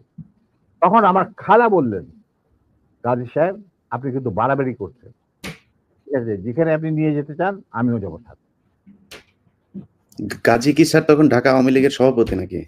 তখন সে আওয়ামী লীগের সভাপতি নয়, he was also the chairman of the Red Cross. বুঝতে পারলা? শেখ মুজিবের সবচেয়ে প্রিয় লোক সে তখন। সে ঢাকার মধ্যে, মানে ঢাকা শহরে সে হলো মুজিবের সবচেয়ে বড় লাঠের সর্দার। অশিক্ষিত মূর্খ মানুষ সাধারণত রেড ক্রসের চেয়ারম্যান হয় না, কিন্তু ওকে বানানো হয় যাতে করে লুটের এই যে রিলিফের মার চুরি চামারি করতে সুবিধা। যাই হোক, সেটা অন্য ব্যাপার। তারপরে আমাদেরকে নিয়ে উনি গাড়ি ঘুরে চললেন প্রথম ফার্ম গেট দিয়ে ভিতরে ঢোকার পরে আমি দেখলাম যে আরে সম্পূর্ণ কোথায় চাচ্ছে লক্ষ্মীবাড়ি ক্যাম্পে নাকি। তখন আমি চিন্তা করছি কি করি, এর মধ্যে আমার খালা আর নিম্মি নিজেদের শাড়ি ছিঁড়ে চুল্লু আর আলমকে ব্যান্ডেজ করে দিয়েছে, মানে দিকে দিকে ক্ষত, তার দিকে রক্ত পড়ছিল। আমি হঠাৎ বললাম গাড়ি থামাও driver. In the mean time Swapan Bapi ওরা কিছু গেস্টকে বোধহয় নাম বাড়িতে পৌঁছে দেওয়ার জন্য নিয়ে গেছিল গাড়ি করে, বা ওদের গাড়ি আসছিল না, দেরি ছিল কিছু, ওরা উপস্থিত ছিল না। তো আমি বললাম গাড়ি থামা, ড্রাইভার গাড়ি থামা দিল। আমরা তখন আমার আমাকে আমার আমার গাড়িতে প্রায় 4 জন ট্রেনধারী লোক, তাদের একজনকে বললাম যে তুমি গিয়ে ওই সামনে যে গাড়ি গোলাম মোস্তফা বসে আছেন, গাজী গোলাম মোস্তফা সাহেবকে বলেন নাই কিনা আসে। Somehow that man with train guard, he got down and went to Gazi. গাজীও তখন স্টপ হয়ে গেছে, যে পিছনে গাড়ি স্টপ হয়ে গেছে। আসে বলছে, ওনাকে বোধহয় বলছে যে আপনাকে উনি ডাকছেন নিজের গাড়ি। গাজী গুলিস্তান দরজা খুলে আমাদের মাইক্রোবাসে আসলো। তখন আমি গাজী গোলাম মোস্তফাকে বললাম যে গাজী সাহেব, আপনি তো আমারই নিয়ে চলছেন, কোথায় নিয়ে যাচ্ছেন জানি না, কিন্তু একটা কথা মনে করে রাখেন, আপনাকে মনে করাই দিচ্ছে আপনার ভালোর জন্য, যে আপনি যে আমাদেরকে এই মাইক্রোবাসে রেড ক্রসের মাইক্রোবাসের মধ্যে ঢুকাই নিয়ে আসছেন, এটা কিন্তু হাজার হাজার মানুষ, শয়ে শয়ে মানুষ দেখতে উপস্থিত ছিল। অতএব আপনি কিন্তু আমাদের সাথে যাই করেন আপনি কিন্তু পার পাবেন। এইটা শোনার পর গাজী গেল একটু ঘাবড়ায়, যে তাই তো, আমি যে উঠাই নিয়ে আসছি এটা তো সবাই দেখছে। তখন আমি বললাম যে আপনি যাই করেন, উনি যখন একটু হতভম্ব হয়ে বোধ দেখাচ্ছে, আমি বললাম যে গাজী সাহেব, আমি আপনাকে একটা পরামর্শ দিই, আপনি যাই করেন আপনি শেখ সাহেবের কাছ থেকে আগে পারমিশনটা নিয়ে নেন, এছাড়া আপনি বাঁচতে পারবেন না। এর মধ্যে আমার ছোট ভাই স্বপন বীর বিক্রম ফেরত আসছে লেডিস ক্লাবে, বাপ্পি ফেরত আসছে। ওরা শুনলো যে এই ঘটনা ঘটছে, ওখান থেকে সোজা স্বপন চলে গেল এমপি ইউনিটে, ঢাকা ক্যান্টনমেন্টে। ওখানে গিয়ে বললো যে এরকম অবস্থা, বিয়ে বাড়ি থেকে কিডন্যাপ করে। এই বিয়েতে কিন্তু জিয়া রহমান উপস্থিত ছিল, শফিলিও উপস্থিত ছিল, খালেদ মোশাররফ, মানে সবাই উপস্থিত ছিল। আচ্ছা, তো ওনারা তখন চলে গেছে। সেদিন কি ছবি দেখানোর কথা ছিল, সত্যজিৎ রায়ের কি যদি মহানগর না কি একটা ছবি, তো ওটা দেখার জন্য সবাই চলে গেছে আগে তাড়াতাড়ি খাওয়া দাওয়া করে। তখন এই খবরটা পাওয়ার পরে the CEO of the MP unit এই খবরটা ব্রিগেড মেস, ইউনিট মেস সবখানে এটা সে জানাই দিল। ইয়াং অফিসাররা লুঙ্গি গেঞ্জি পায়জামা যে যা পরা ছিল সবাই ঢাকা শহরে বের হয়ে আসে। তারা খুঁজতে লাগলো যে আমাদের অ্যাবডাক্টেড অফিসার তার ওয়াইফ কোথায়। আর একদল সোলজার এমপির পাঠানো হলো, যারা ওই অবৈধ অস্ত্র কালেকশনে ডিপ্লয় ছিল, গাজীর বাড়িতে যাদের পাইছে সবাই বন্দুকেরা নিয়ে আসছে রেস্ট ময়দান। আমি কিন্তু এগুলো কিছু জানি না। গাজী তখন আমার কথা শোনার পর ও ওদের কিছু চিন্তা করলো, চিন্তা করার পরে দেখলাম যে উনি লক্ষ্মীবেনের দিকে না গিয়ে 32 নম্বরের দিকে যাচ্ছে কলাবাগানের। আমি বললাম যে আলহামদুলিল্লাহ। তখন 32 নম্বরে গার্ড রেজিমেন্ট ছিল, ফার্স্ট ফিল্ড রেজিমেন্ট, যেটা আমার হাতে করা। তারা গার্ড দিচ্ছিল প্রাইম মিনিস্টারের বাড়ি, আমার জানা আছে। তো গাড়ি চললো, আমরা পিছিয়ে পিছিয়ে চললাম আবার কাফেলাকে গাজী 32 নম্বরের গেটের ভিতরে ঢুকতে না দিয়ে বাইরে খাড়া করা, স্টপ করার পর গাজী তার গাড়ি নিয়ে ভিতরে চলে, আমরা ওখানে থাকলাম।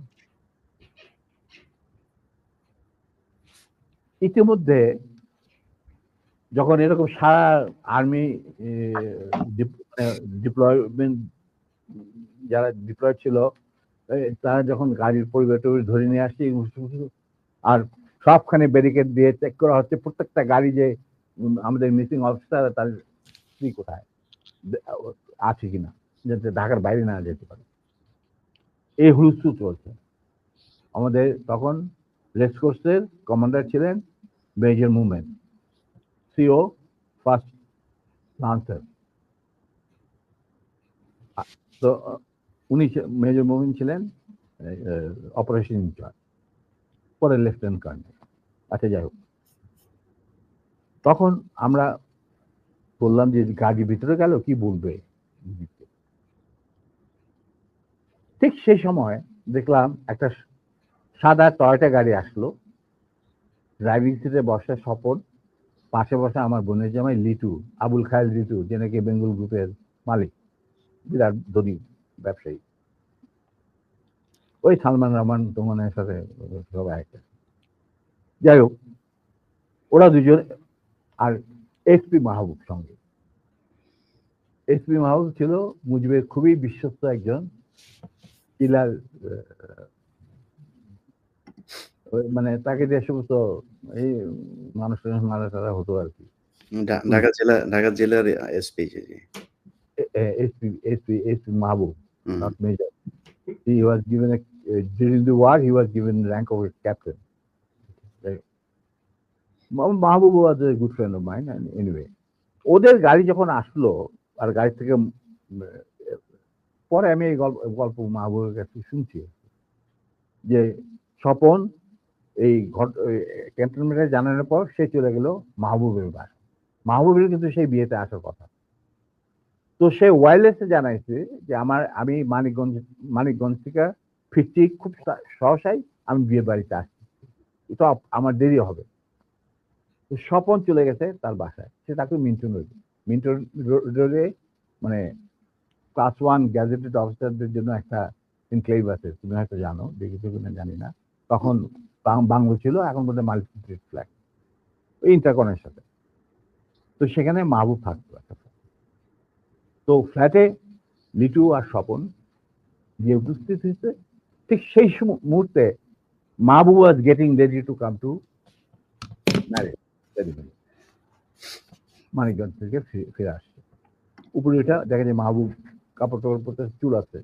তখন লিটু আর স্বপনকে দেখে বললো যে কি ব্যাপার, তোমরা এখানে কেন? আমি তো আসছি, আমি তো বলছি তোমাদের জানাইছে, আমার অফিস থেকে জানানো হয়েছে, জানানো হয়নি যে আমি দেরি হবে মানিকগঞ্জ। হ্যাঁ, কিন্তু মাহবুব এক ঘটনা ঘটছে। বলে কি ঘটনা? যে নিম্মি আর ডালিমকে উঠায় নিয়ে গেছে গাজী গরম বিয়ে বাড়ি থেকে। কোথায় নিয়ে গেছে, কি হয়েছে জানি না, তবে তার পরিবারের সবাই এখন অ্যারেস্ট করা হয়েছে। তারা সব ওই সাউদি উদ্যানে আছে, মানে রেস্ট করছে। আর্মি সারা ঢাকা শহরে ছড়ায় পড়ছে। তার প্রত্যেকটা গাড়ি চেক করতেছে যে looking for the missing officer and abducted officer and his wife. মাহবুবকে চাই নাকি? এটা তো সাংঘাতিক কথা। গাড়িকে তো বিশ্বাস করা যায় না বলে সে রেড টেলিফোন করতে, মানে হাত দিতে গেছে, রেড টেলিফোন বেজে উঠছে। কে? শেখ মুজিব। ফোন মাহবুব। তো উঠাইছে, কে বলছে? আমি মাহবুব বলছি। বলে যে আমি প্রাইম মিনিস্টার মুজিবুর রহমান। বলে কি? জি স্যার বলেন।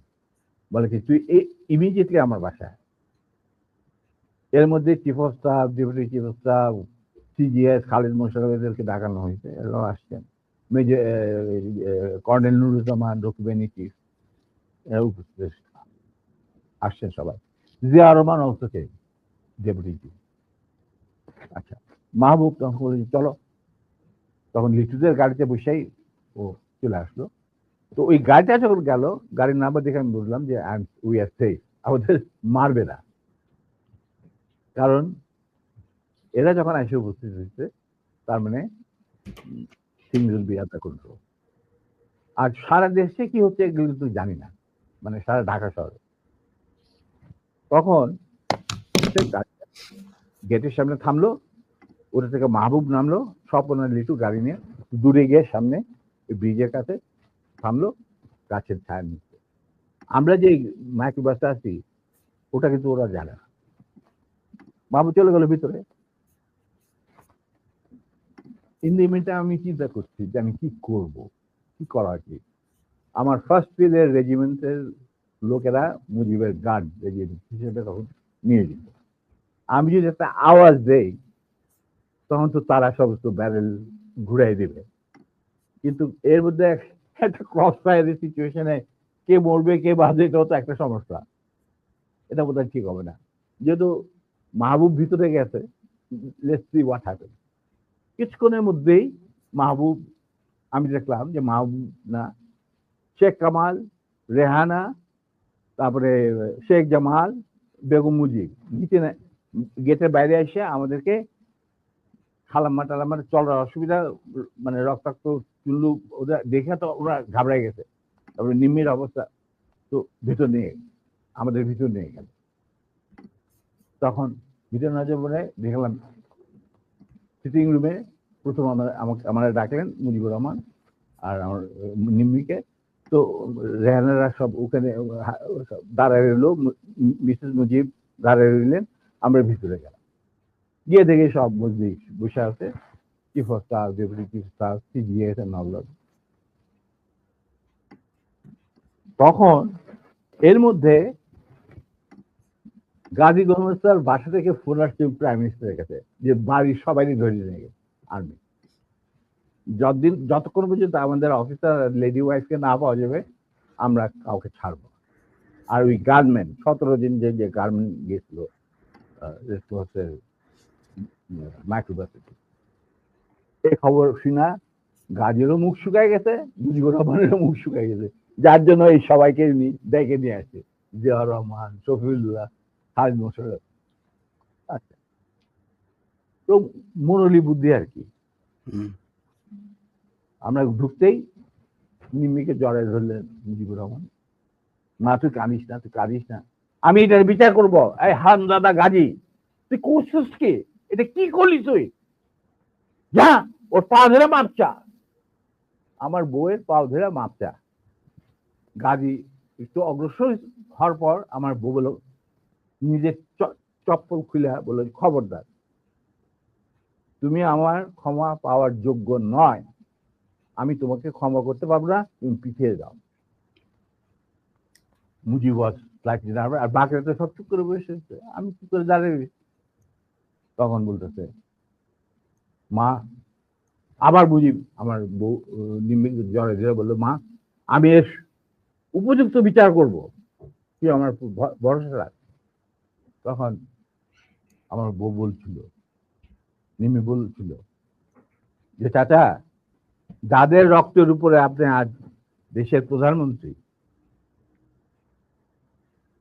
তাদেরই আজকে রক্ত ঝরাটা স্বাধীন দেশে গাজীর মতো একটা কম্বল চোরের হাতে। এর বিচার আপনি কি করবেন? আমি বিচারের মান লাগবেন, আল্লাহ তার বিচার করবে, আমি আপনার কাছে কোনো বিচার চাই না। তখন আবার বেগম মুজিব ওদেরকে উপরে নিয়ে যা, তখন একটু উপরে নিয়ে ওদের আস্তে আস্তে কি জানে। এরপর আমরা বলি এক কাম কর, শফিলা তুমি ওই আর্মি কন্ট্রোলে ফোন করে মোমিনরে বলো গাজীর পরিবারে ছেড়ে যাবে। তো শফিলা পিক আপ দি ফোন, রেড ফোন, ফোন করলাম মেজর মোমেনকে। মেজর মোমেন বললেন, sir I am sorry, we are deployed to recover the miscreants and the illegal arms operation আমরা নিয়োজিত। আমি কিভাবে একজন 17 জন অস্ত্রধারীকে ছেড়ে দিতে পারি? কাজী has to produce the missing officer, his wife and এই 17 জন অস্ত্রধারীকে আমাদের কাছে সুপর্দ করতে হবে। তারপরে আমি ডিসাইড করব আমি গাজীর ফ্যামিলিকে ছাড়বো কি ছাড়বো না। অবস্থা গেল আরো বিগড়ে, মুজিবও কাঁপাকাঁপি শুরু, ওদের গাজীগুলো মতো তো বুক শুকায় শেষ। আর সকালবেলা দেখো প্রাইম মিনিস্টার ডিজায়ার, কি sir prime minister desire or not desire, ওনাকে বলেন উনি লিখিত অর্ডার দিলেও আমি সেটা মানবো না, because I have got my mandate which I have received from my chief of staff. এখানে কোনো ভাই বোনদের ব্যাপার না, এটা হলো লিগাল ম্যাটার, লিগাল ব্যাপার। তখন সকালবেলা তবু দেখো মোমেন্ট, তুমি যদি একটুখানি, তখন বলে sir please don't, I've got my moral ethics. I'm promise bound.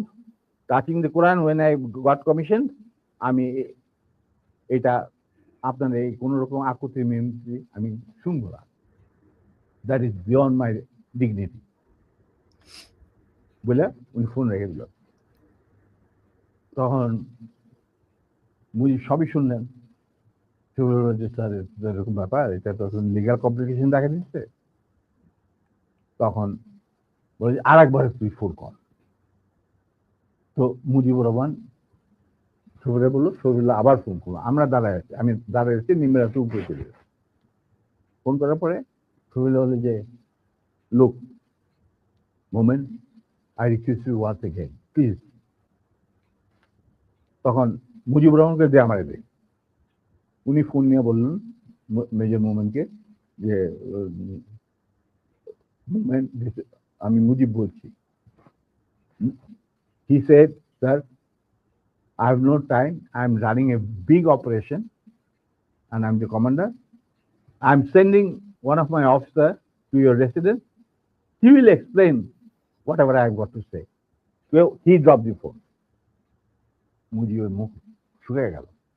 এখানে যারা বসা, জিয়া রহমান আর খালেদ মোশাররফ, নুরুজ্জামান, এরা সব করে বসে। সফিউল্লাহ, কি করা যাবে? Within 5 minutes, Captain Shahid arrived. He was from cavalry and he was a friend of mine during the student days. আমরা একসাথে কন্টেম্পোরারি ইউনিভার্সিটিতে ছিলাম আর কি। ও হলো তোমার বলে এটা লালবাগের ছেলে, আর আমরা ছিলাম মালিবাগ। যাই হোক, সরি, ও আমরা দোস্ত, মানে বন্ধু। তো ক্যাপ্টেন, হি ওয়াজ এ রিপ্যাট্রিয়েটেড অফিসার এনিওয়ে। তো শহীদ আসছে, আসার পরে মুজিবুর রহমানের এবং আদালতের সামনে শহীদ বলেছে, sir, I have been ordered to come and convey the message loud and clear to you that it is a legal matter. Ghazi has violated the Prime Minister's order on which army has been deployed over the whole country, and he had abducted an officer in uniform and his wife while he himself is engaged in this operation, along with 17 gunmen in the Red Cross microbus. Now, যেহেতু আমরা deployed আছি to recover the illegal arms, the commander said, no way, Ghazi and these 17 people has to be surrendered to him, and then legal proceedings will start according to the law. দেশে emergency চলছে, আমাদেরকে prime minister খুব ঝুঁকিপূর্ণ দায়িত্ব দিয়েছেন, আমরা আমাদের যথাসাধ্য চেষ্টা করে যাচ্ছি। তখন বলে স্যার, আমার আর কিছু বলার নেই, আপনার যদি কিছু বলার থাকে আমাকে বলা হয়েছে শুনে আমাদের কমান্ডারকে জানান। না, ঠিক আছে, তুমি যাও বাবা। তো শহীদ চলে গেল। এরপর শেখ মুজিব আমাকে বললো, তুই মাফ করে দে। আমি স্যার, আমি তো বললাম। স্যার, শেখ মুজিব কি কাউকে বোধহয় আপনি মানে অফিসিয়াল কোনো এগুলি মানতো না? আমাকে তুই করে বলতো, কারণ আমার একটা পারিবারিক সম্পর্ক ছিল তো। না, উনি তো মাহবুবকেও তুই করে বলতো, গোলাম মোস্তফাকেও তুই করে বলতো, শফিউল্লাহকেও তুই। আমি জানি না, আমাকে উনি তুই করে বলতেন। আমি তো ওর থেকে যে কোনো সময় গিয়ে যাইতাম, খাবার খাইতাম বসে। কই মাছ পছন্দ করতেন, ওই ওনার চৌবাচ্চায় সবসময় বড় বড় কই মাছ থাকতো, আরামসে খাইতাম, চলন বিলে কই মাছ, কোনো অসুবিধা নেই। আমার তো গতিবিধি ছিল খুবই খোলা, মানে আমি যে কোনো সময় যাইতে পারতাম, যে কোনো সময় ডাকলেই চলে যেতাম। উনি প্রায় ডাকতেন আমাকে আর্মির খবর না দিয়ে। তো এখন উনি বললেন, ঠিক আছে দাঁড়িন, যা, আমি বিচার করব। আমি স্যার ভেরি গুড। তো এই আমার গাড়ি বাইক করে ওরা বাসায় পৌঁছে দিয়ে, ওরা নিবে এদেরকে বাসায় পৌঁছে, মানে মার্সিডিজ।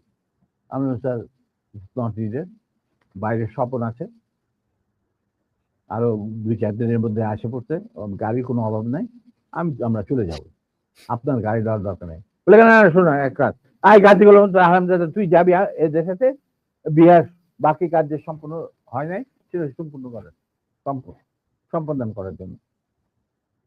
নিমি বলল খবরদার তুমি আর লেডিস ক্লাবে ঢুকার তোমার কোনো অধিকার নাই, তুমি সেটা লস করছো, তুমি যাবে না, ইউ উইল নট গো। তখন চুপ, তোমরা চলে যাই। আমরা চলে আসলাম। আসার পরে কন্যা সম্প্রদানে যে বাকি কতগুলি থাকে না রকম রকম ওই সমস্ত সম্প্রদান করা হইল। এরপরে 2 দিন পরে আমি কুমিল্লায় ফিরে চলে আসবো। হঠাৎ শেখ মুজিবুর রহমান সাহেব ডাকলেন চিফ অফ স্টাফ শরীরকে। ডাকার পরে কি কথা ছিল জানি না, উনি ফেরত এসে বললেন যে Dalim you can go back to Comilla now, you too তোমার তোমার একটা তোমার এই তোমার নিমের ঘটনাকে নিয়ে এর মধ্যে তো অনেক গোলমাল হয়েছে। এটা আমার বইটা আছে যে কি অবস্থা আর্মির মধ্যে উত্তেজনা না অল দিস থিং, এগুলো আমি ডিটেলসে যাচ্ছি না। উনি বললেন যে একটা কোর্ট অফ ইনকোয়ারি করতে হবে। আজব ব্যাপার, দোষ করলো গাজী, কোর্ট অফ ইনকোয়ারি হচ্ছে আমার। তা আমি বললাম যে ঠিক আছে স্যার, কোর্ট অফ ইনকোয়ারিটা করতে করেন। তা আমি আর কুমিল্লায় যাওয়া বন্ধ হলো। এরপরে আর আমার কুমিল্লায় যাওয়া হয়নি। উনি কি করলেন, হঠাৎ একদিন না, এরপরে আমি কুমিল্লাতে ফেরত চলে গেলাম কোর্ট অফ ইনকোয়ারি শেষে। কুমিল্লায় থাকা অবস্থায় হঠাৎ একদিন ঢাকা থেকে ফোন আসলো যে 13 জন না অফিসারকে আর্মি থেকে বাদ দেওয়া হয়েছে। ইনিশিয়ালি 65 জন অফিসারকে এনলিস্ট করা হয়েছে। আর প্রথম যে 7 জন অফিসার লিস্ট বাড়িয়েছে পিও 9 প্রেসিডেন্সিয়াল অর্ডার 9 একটা ছিল তখন, কোনো কারণ দর্শনের বেঁচে রেখে আপনি যে prime minister was entitle to sack anyone from the service এবং সংসদ সদস্যদেরকেও।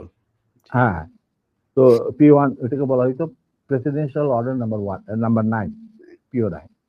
তো ওই পিও 9 এর আমাদের আমি আর আমার নাম প্রথম, তারপরে নূর, বাকি 5 জন। তো নূর আমি এই ঘটনা যখন ঘটে খবরটা আমি ঢাকা থেকে পাই রাত্রেবেলা। সেদিন আমার বাড়িতে একটা পার্টি ছিল কুমিল্লা। আমি আমার স্কুলে আমি কুমিল্লা জিলা স্কুলে পড়াশোনা করছি। স্কুলের টিচারদের আর ভিক্টোরিয়া কলেজ থেকে পরীক্ষা দিয়েছিলাম।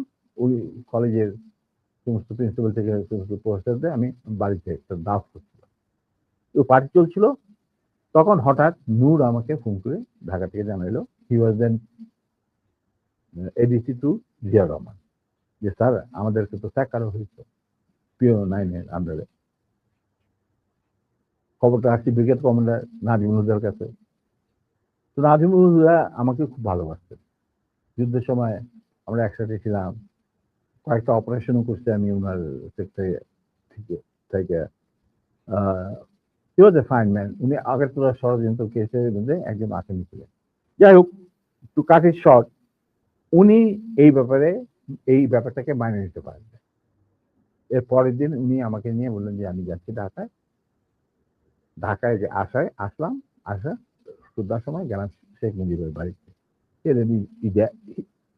He also had an easy access to Sheikh Mujib's house. গিয়া শেখ মুজিবকে একটা রেজিগনেশন লেটার দিয়ে বলো, sir this is a resignation I am serving, I am submitting, এটার official copy will come due process to due process. Mujibur Rahman was favourable. এটা কি নাজমু, তুই কেন? Sir I am no more interested. যেই আর্মিতে আমরা কোনো কিছু লোভে আমরা আর্মিতে চাকরি করি না, না পয়সার লোভে না কোনো কিছু লোভে। আমরা শুধু আমাদের দেশের খেদমত করার স্বার্থে আর নিজেদের আত্মসম্মান বজায় রাখার জন্য আমরা ইউনিফর্ম ধারণ করি এবং ওথ নিই। যেখানে আমাদের ইউনিফর্মের কোনো মূল্য নাই, আমি সেই আর্মিতে চাকরি করি। যদি আপনি আমার অনেক কাছের লোক, তবে আপনার প্রতি আমাদের শ্রদ্ধা থাকবে। এদের যদি আপনি চাকরি থেকে বাদ দেন, আমি সে জায়গায় চাকরি করতে না।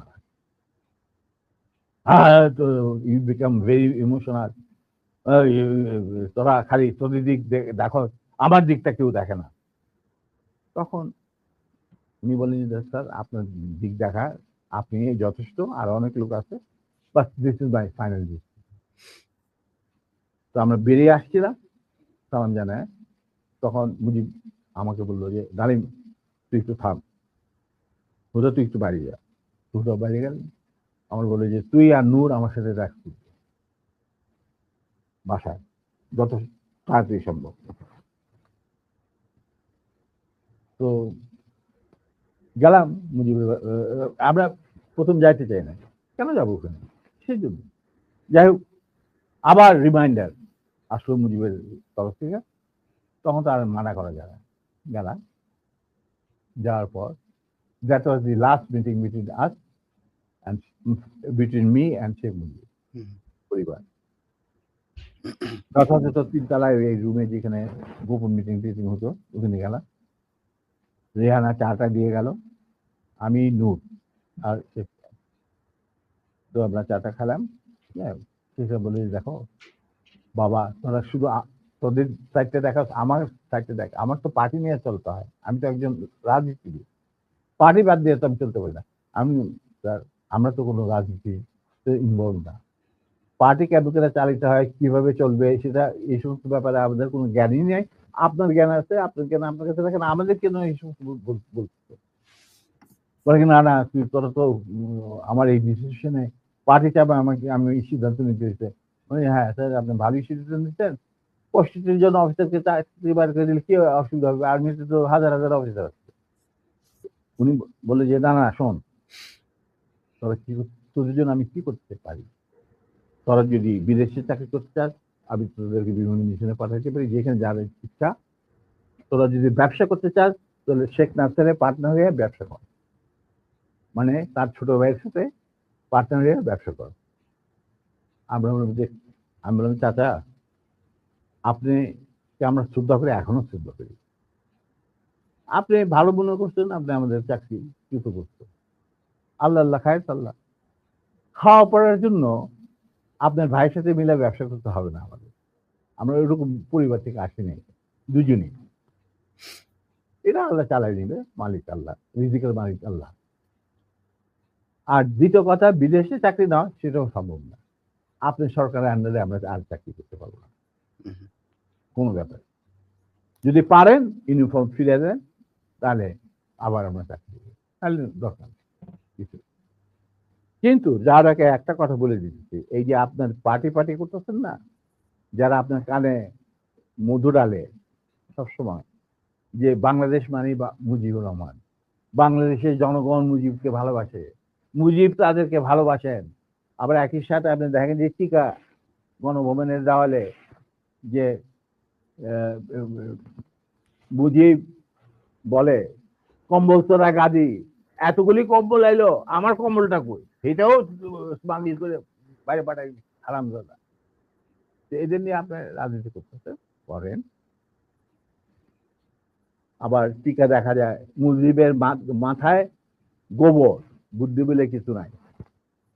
আপনি আবার তোফাইলি জিগান এই কথা জানলো কিভাবে জনগণ, তখন আবার তোফাইল কাজ এগুলি মুছে জলদি মুছে মুছে জলদি। চাচা এই যে চাটার দল আপনার ঘিরে রাখছে, আপনি জানেন না, আপনি আজকে 71-এর আগে যে মুজিব আপনি ছিলেন সেই মুজিব আজকে আপনি না, আপনাকে জনগণ কতটা যে ঘৃণা করে, আপনি যে জনগণ কত দূরে চলে গেছেন। আমরা মাঠে ময়দানে কাজ করি, আমরা জানি দিন একদিন আসবে, চাচা আগে হোক পরে হোক দিন একদিন আসবে, যেদিন যখন গুলির বৃষ্টি শুরু হবে সেই গুলিগুলো সব আপনি নিজেই ধারণ করতে হবে, আপনার চারিপাশে একজন লোককে খুঁজে দেবে। আসি সালাম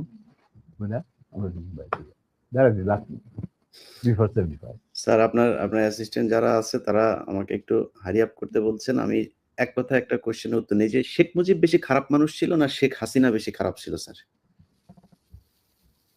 দেখো অ্যাকচুয়ালি শেখ হাসিনা তখন খুবই ছোট, তার সাথে তেমন একটা ইন্টারাকশন ছিল না, বিয়ে হয়ে গেছে ওয়াজেদের সাথে। কিন্তু আমি দেখতাম যে প্রত্যেকদিন রাত্রেই মায়ের সাথে হেঁটে আইতো মুজিব ভাই, আমার বেগম মুজিব খাওয়াই টাওয়াই পাঠাই দিত। আচ্ছা, ওয়েট। তখন সে ছাত্র রাজনীতির মধ্যে কিছু চলতি ছিল, তেমন বিশেষ কিছু না। ওর চেয়েও বড় বড় নেতা ছিল মহিলা আওয়ামী লীগে। অতএব আমি এই ব্যাপারে তেমন একটা কি বলতে পারবো না। তবে স্বৈরাচার হিসাবে বলতে পারবো। হ্যাঁ, আমি এটাই বলছি জি স্যার। হাসিনা, এখনকার হাসিনার কথা বলছি জি স্যার। এখনকার Hasina was far more vicious এবং রক্ত পিপাসু than her father.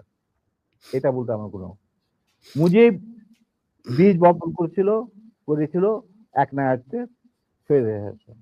আর সেইটাকে 16 বছরে পাকাপোক্ত করতে ভারতের সাহায্যে হাসিনা, এবং সে তার চেয়েও বেশি বাংলাদেশে ক্ষতি করছে, বাংলাদেশের লোকে মারছে, গুম করছে, আয়না ঘর, সেই ঘর ফাল, এই সমস্ত। অতএব তার কীর্তিকলাপ মুজিবের তুলনায় হাজার গুণ বেশি। স্যার, মেজর এটা মেজর জলিলকে গ্রেপ্তার করেছিলেন কেন আপনারা স্যার? কে? মেজর জলিলকে কেন গ্রেপ্তার করতে হলো? ও, সে আমাদের একজন সহজ মানে সমমনা সেনা মেম্বার ছিলেন। ওনাকে বন্দি করছিলেন, মূল কারণ ছিল ওই ভারত যে 16,000 কোটি টাকার জিনিসপত্র চুরি করে লুট করে নিয়ে গেছিল বাংলাদেশ থেকে, যেটা পারমিশন দিয়েছিল মুজিব সরকার, মানে তার যদি সরকারের মুজিব সরকার। তার বিরুদ্ধে he was the man who spoke out, যে আমি একটা জিনিস বনগা দিয়ে কোনো ট্রেন যেতে দেবো না। সেই জন্য তাকে অ্যারেস্ট করছিল। পরে বসে মুক্তিযোদ্ধাদের আমাদের চাপে ছাড়িয়ে দিতে পারত।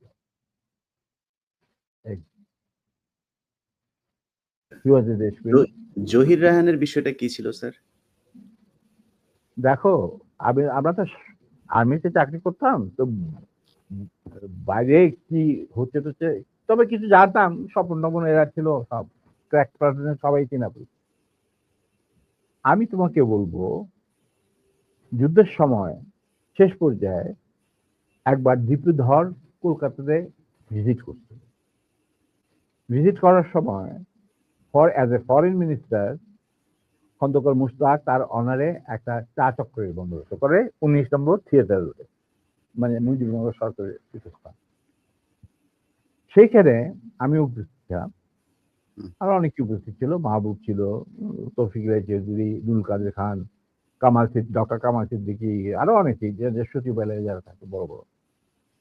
সেখানে আমরা জটলা পাঠায় তখন কথাবার্তা বলছিলাম যে 90 স্বাধীন বাংলাদেশকে কিভাবে গড়ে তোলা যাবে। বিভিন্ন জন বিভিন্ন রকম কথা, বিভিন্ন অঙ্গনে কি করতে হবে না হবে, এই সমস্ত আলাপ হচ্ছিল।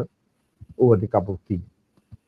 আর ডিপি ধর ঘুরে ঘুরে প্রত্যেক গ্রুপের কাছে গিয়ে শুনছিলেন যে কি কথাবার্তা হচ্ছে। একসময় আমরা যখন কথাবার্তাতে লিপ্ত, ডিপি ধর আমাদের কাছে আসলেন। তখন আমরা ডিসকাস করছি যে বাংলাদেশে ইকোনমি কিরকম হবে, ইকোনমিক পলিসি কি হবে, কৃষি ক্ষেত্রে কি হবে, চিকিৎসা ক্ষেত্রে কি হবে, এই সমস্ত ব্যুরোক্রেসি কিভাবে রিবিল করা হবে। তখন ডিপি ধর আমাদেরকে, আমরা নোটিস করে যে সে এসে দাঁড়িয়েছে, সে আমাদের কিছু boys, gentleman, listen to me, you don't have to bother about all this thing. You will just go back to independent Bangladesh and rest of the thing will be taken care of by us. এই কথার সাথে যদি তুমি একটু relate করার চেষ্টা করো, তাহলে জহির রহমান, যেহেতু উনি একটা মুভি বানাচ্ছিলেন অপকীর্তি, মানে সকল মুক্তিযুদ্ধের উপরে, মানে আওয়ামী লীগের অপকীর্তি এবং কিভাবে ভারতকে দেশ বেঁচে দেওয়ার খেলা চলছে, এই ব্যাপারে উনি একটা ভিডিও বানাচ্ছিলেন। অতএব তাকে ডাইকে নিয়ে গিয়ে মারা ওই মিরপুরে, এটার সাথে একটা সাদৃশ্য তো খুঁজে পাওয়াই যায়, যদিও এটা প্রমাণিত নয়। স্যার, যুদ্ধে 30 লক্ষ মানুষ মারা আচ্ছা, গিয়েছে, এটা তো মজার ব্যাপার। নারী সম্ভ্রম হারিয়েছিল। পাকিস্তানি মিলিটারিরা 30 লক্ষ তো নয়। শোনো, এই 30 লক্ষ কথাটা জন্ম নিল কেমনে, সেটার ইতিহাস বোধ হয় আবার বইমেজে লেখাতে। আমি তোমাকে আবার স্মরণ করার জন্য তোমার শ্রোতাদের বলছি, মুজিব যখন ইংল্যান্ড মানে লন্ডন হয়ে ইন্ডিয়া হয়ে বাংলাদেশে আসবে, লন্ডনে উনি কয়েক ঘন্টা যাত্রা বিরতি করেছিলেন। এগুলি সব অর্গানাইজ করেছিল পাকিস্তান সরকার। তখন তার সাথে দেখা করতে যায় সিরাজ ভাই, বিবিসির বাংলা বিভাগের হেড, আর বাংলাদেশের মিশনের ইনচার্জ রেজাইল করি, ফরেন মিনিস্ট্রি অফিসার, যার সাথে আমিও চাকরি করছি কিছুদিন, ওনার সাথে আমার জানাশোনা আছে। এই দুজন মুজিবুর রহমানের সাথে কাছে যায়, ক্যারিজ হোটেলে নিয়ে তারা সবাই বিরতি মানে যত ঘন্টা রেস্ট। তখন মুজিব তাদেরকে জিজ্ঞেস করা, আমি এটা আমাকে সিরাজ ভাই নিজে বলে, সিরাজ ভাইয়ের সাথে আমার একটা ঘনিষ্ঠতা ছিল আগে থেকে, যখন আমি ছাত্র জীবন ছিলাম। তখন উনি বাংলা বিভাগের ইনচার্জ, ডেভিড ফ্রস্ট আসছে মুজিবের ইন্টারভিউ নেওয়ার জন্য। তো মুজিব তখন সিরাজ ভাই আর এই রেজাইল করিম সাহেবকে আলাদা ডেকে নিয়ে জিজ্ঞেস করতেছে যে সত্যি কি বাংলাদেশ স্বাধীন হয়েছে নাকি আমাদের কোথাও নিয়ে মাইর ফেলানোর বন্দোবস্ত করেন। তখন সিরাজ ভাই ওনাকে বললেন, স্যার মুজিব ভাই, বাংলাদেশ স্বাধীন হয়েছে, আপনি যাইতেছেন as a prime minister of Bangladesh, কিন্তু আপনি ইন্ডিয়া হয়ে যাচ্ছেন কেন সেটা আমরা বলতে পারবো না, এটা আপনার সিদ্ধান্ত। তখন বলে যে ক্ষয়ক্ষতির, তখন তো ইন্টারভিউ নিব, তো ক্ষয়ক্ষতি কত? তো যে সবকিছু মিলে প্রায় 3 লক্ষর মতো। 3 লক্ষ। এখন 3 লক্ষরে তারপরে সিরাজ ভাই যে পরে আমাকে বলছেন যে আমি কোনদিন ভাবতে পারি না যে মুজিব ইংরাজিতে ডেভিড ফ্রস্টের সাথে কথা বলবে। আমরা বলছি যে উনি বাংলাতে কথা বলবেন। ডেভিড ফ্রস্ট পরে তর্জমা করে নেবে। যখন ইন্টারভিউ নিতে ছিল তখন David frost asked this question, what do you think is the losses of life in this so-called freedom during this freedom struggle? Mujib বলল 3 মিলিয়ন। 3 লক্ষরে বানায় ফেলাইলেও 3 মিলিয়ন। ওইখান থেকে যে রেকর্ড বাজার শুরু হইলো 3 মিলিয়ন, ওই 3 মিলিয়ন চলতেই আছে। তখন আফটার দ্য ইন্টারভিউ সিরাজ ভাই, তখন মুজিবরা তো আর কাটও করতে পারে না, he is talking to the David frost একলা, যেমন আমি তোমার সাথে কথা বলতেছি সেরকম। After the interview was over, Mujib went to retire into his bedroom. Siraj ভাই কেম and Rizal Karim came. They saw Davis was handkerchief বাইর করে তার চোখ মুছতেছে, পানি পড়তেছে তো চোখ মুছতেছে। তোরা মনে করলেন যে মুজিব বোধহয় এমন ইমোশনাল কথা বলছেন যার জন্য ডেভিড ফ্রস্ট আর তার অশ্রু বিসর্জন শুরু হয়ে গেল এবং অশ্রু দ্বারা বন্ধ করতে পারছে। তখন তারা বলল, David, why you are so emotional? We have hardly seen you too much emotional and never saw eyes rolling down your water rolling down your eyes. ব্যাপার কি? তখন ডেভিড ফ্রস্ট বলল, মুজিবের ইন্টারভিউতে আমি কানতাছি না, the way he was rogering my mother tongue, আমি ওইটার জন্য আমার চোখ দিয়ে পানি পড়ছে। মানে ইংরাজি ভাষাটাকে তিনি এত বিকৃত ভাবে বলছেন যার জন্য আমার চোখ দিয়ে পানি পড়তে বাধ্য হইল। এখানে আজকে মতো থাক, আমার একটা কাজ আছে, আমাকে এখানে আবার যেতে হবে। আমি তো বাউন্ডুলে ঘুরে বেড়াই। স্যার 2 মিনিট সময় নেব। 14ই ডিসেম্বরে বুদ্ধিজীবী হত্যাকাণ্ড দিবস নিয়ে স্যার একটু বলেন। ভাই, বুদ্ধিজীবী হত্যাকাণ্ডটা ওই তুমি যদি দীপিধরের কথা, স্যার এটা কারা করেছে স্যার? দীপিধরের কথাটা যদি তুমি শুনে থাকো ভালোভাবে, আর শ্রোতারা যদি শুনে থাকে, সেটা তো পরিষ্কার ইঙ্গিত থাকে যে তারাই সবকিছু করে দেবে, আমাদের কাজ দরকার নাই। তো এটা কার থাকছে? পাকিস্তানের ওদের বাইরে কি করবে? ওরা কি পাকিস্তানে এসে তাদের খেদমত করবে? না, তাদেরকে এদেরকে মারার পর একটা মেধাশূন্য বাংলাদেশকে তারা করবে ইন্ডিয়ান স্টাইল, মানে ইচ্ছা মতো। এই ব্যাপার। আর সিরাজ এই যে রকেট সাইন্সের দরকার না ওনার। রাইট স্যার, এই যে 2 লক্ষ মা বোনের ইজ্জত পাকিস্তানিরা নষ্ট করেছে, এই যে বলা হয়, আপনারা স্বাধীনতা যুদ্ধের পরে কি পরিমাণে নারীদেরকে পেয়েছিলেন যারা এসেছিল, তাদের সম্ভ্রম নষ্ট করা হয়েছে? আমি তো মাত্র 2 জন নারী চিনি। আর কি বলি? হুম। আমরা তো না, দেখি না। আমরা তো সারা বাংলাদেশে আমি যদি একদম ঠিক হবে না। হ্যাঁ, কারণ তাদের ইজ্জত আমি কেন ভুল-ভ্রান্তি করতে যাব? আমি রাইট, তাদেরকে এক্সপোজ করলাম কিন্তু আমি ২ জন নারী এবং তাদেরকে আমরা সাহায্য করছি যতটুকু সম্ভব। হুম, ফুলিয়ে বলি। রাইট। আর স্যার সব শেষ কোয়েশ্চেন হচ্ছে সিরাজ শিকদারকে স্যার কেন মারা হলো? এটা বলে আমি আপনাকে আজকের মতো বিদায় দেব স্যার। দেখা Siraj Sikdar was a genuinely patriotic revolutionary. তার জন্য তাকে জীবন দিতে হয়েছে। এবং তাকে ধরতে থ্রু এন ইনফিলট্রেটেড এজেন্ট যে ছিল E A. Chowdhury, additional IG of special branch E A. Chowdhury. তার শালাকে পেনিট্রেট করছিল, ওর মাধ্যমে ধরা হয়েছে। এই ইঙ্গিতটা আমাকে মাহবুব আগে দিচ্ছিল এবং আমি ইঙ্গিতটা পৌঁছে দিয়েছিলাম সিরাজের কাছে। But it was I think too late বা whatever it is he got caught.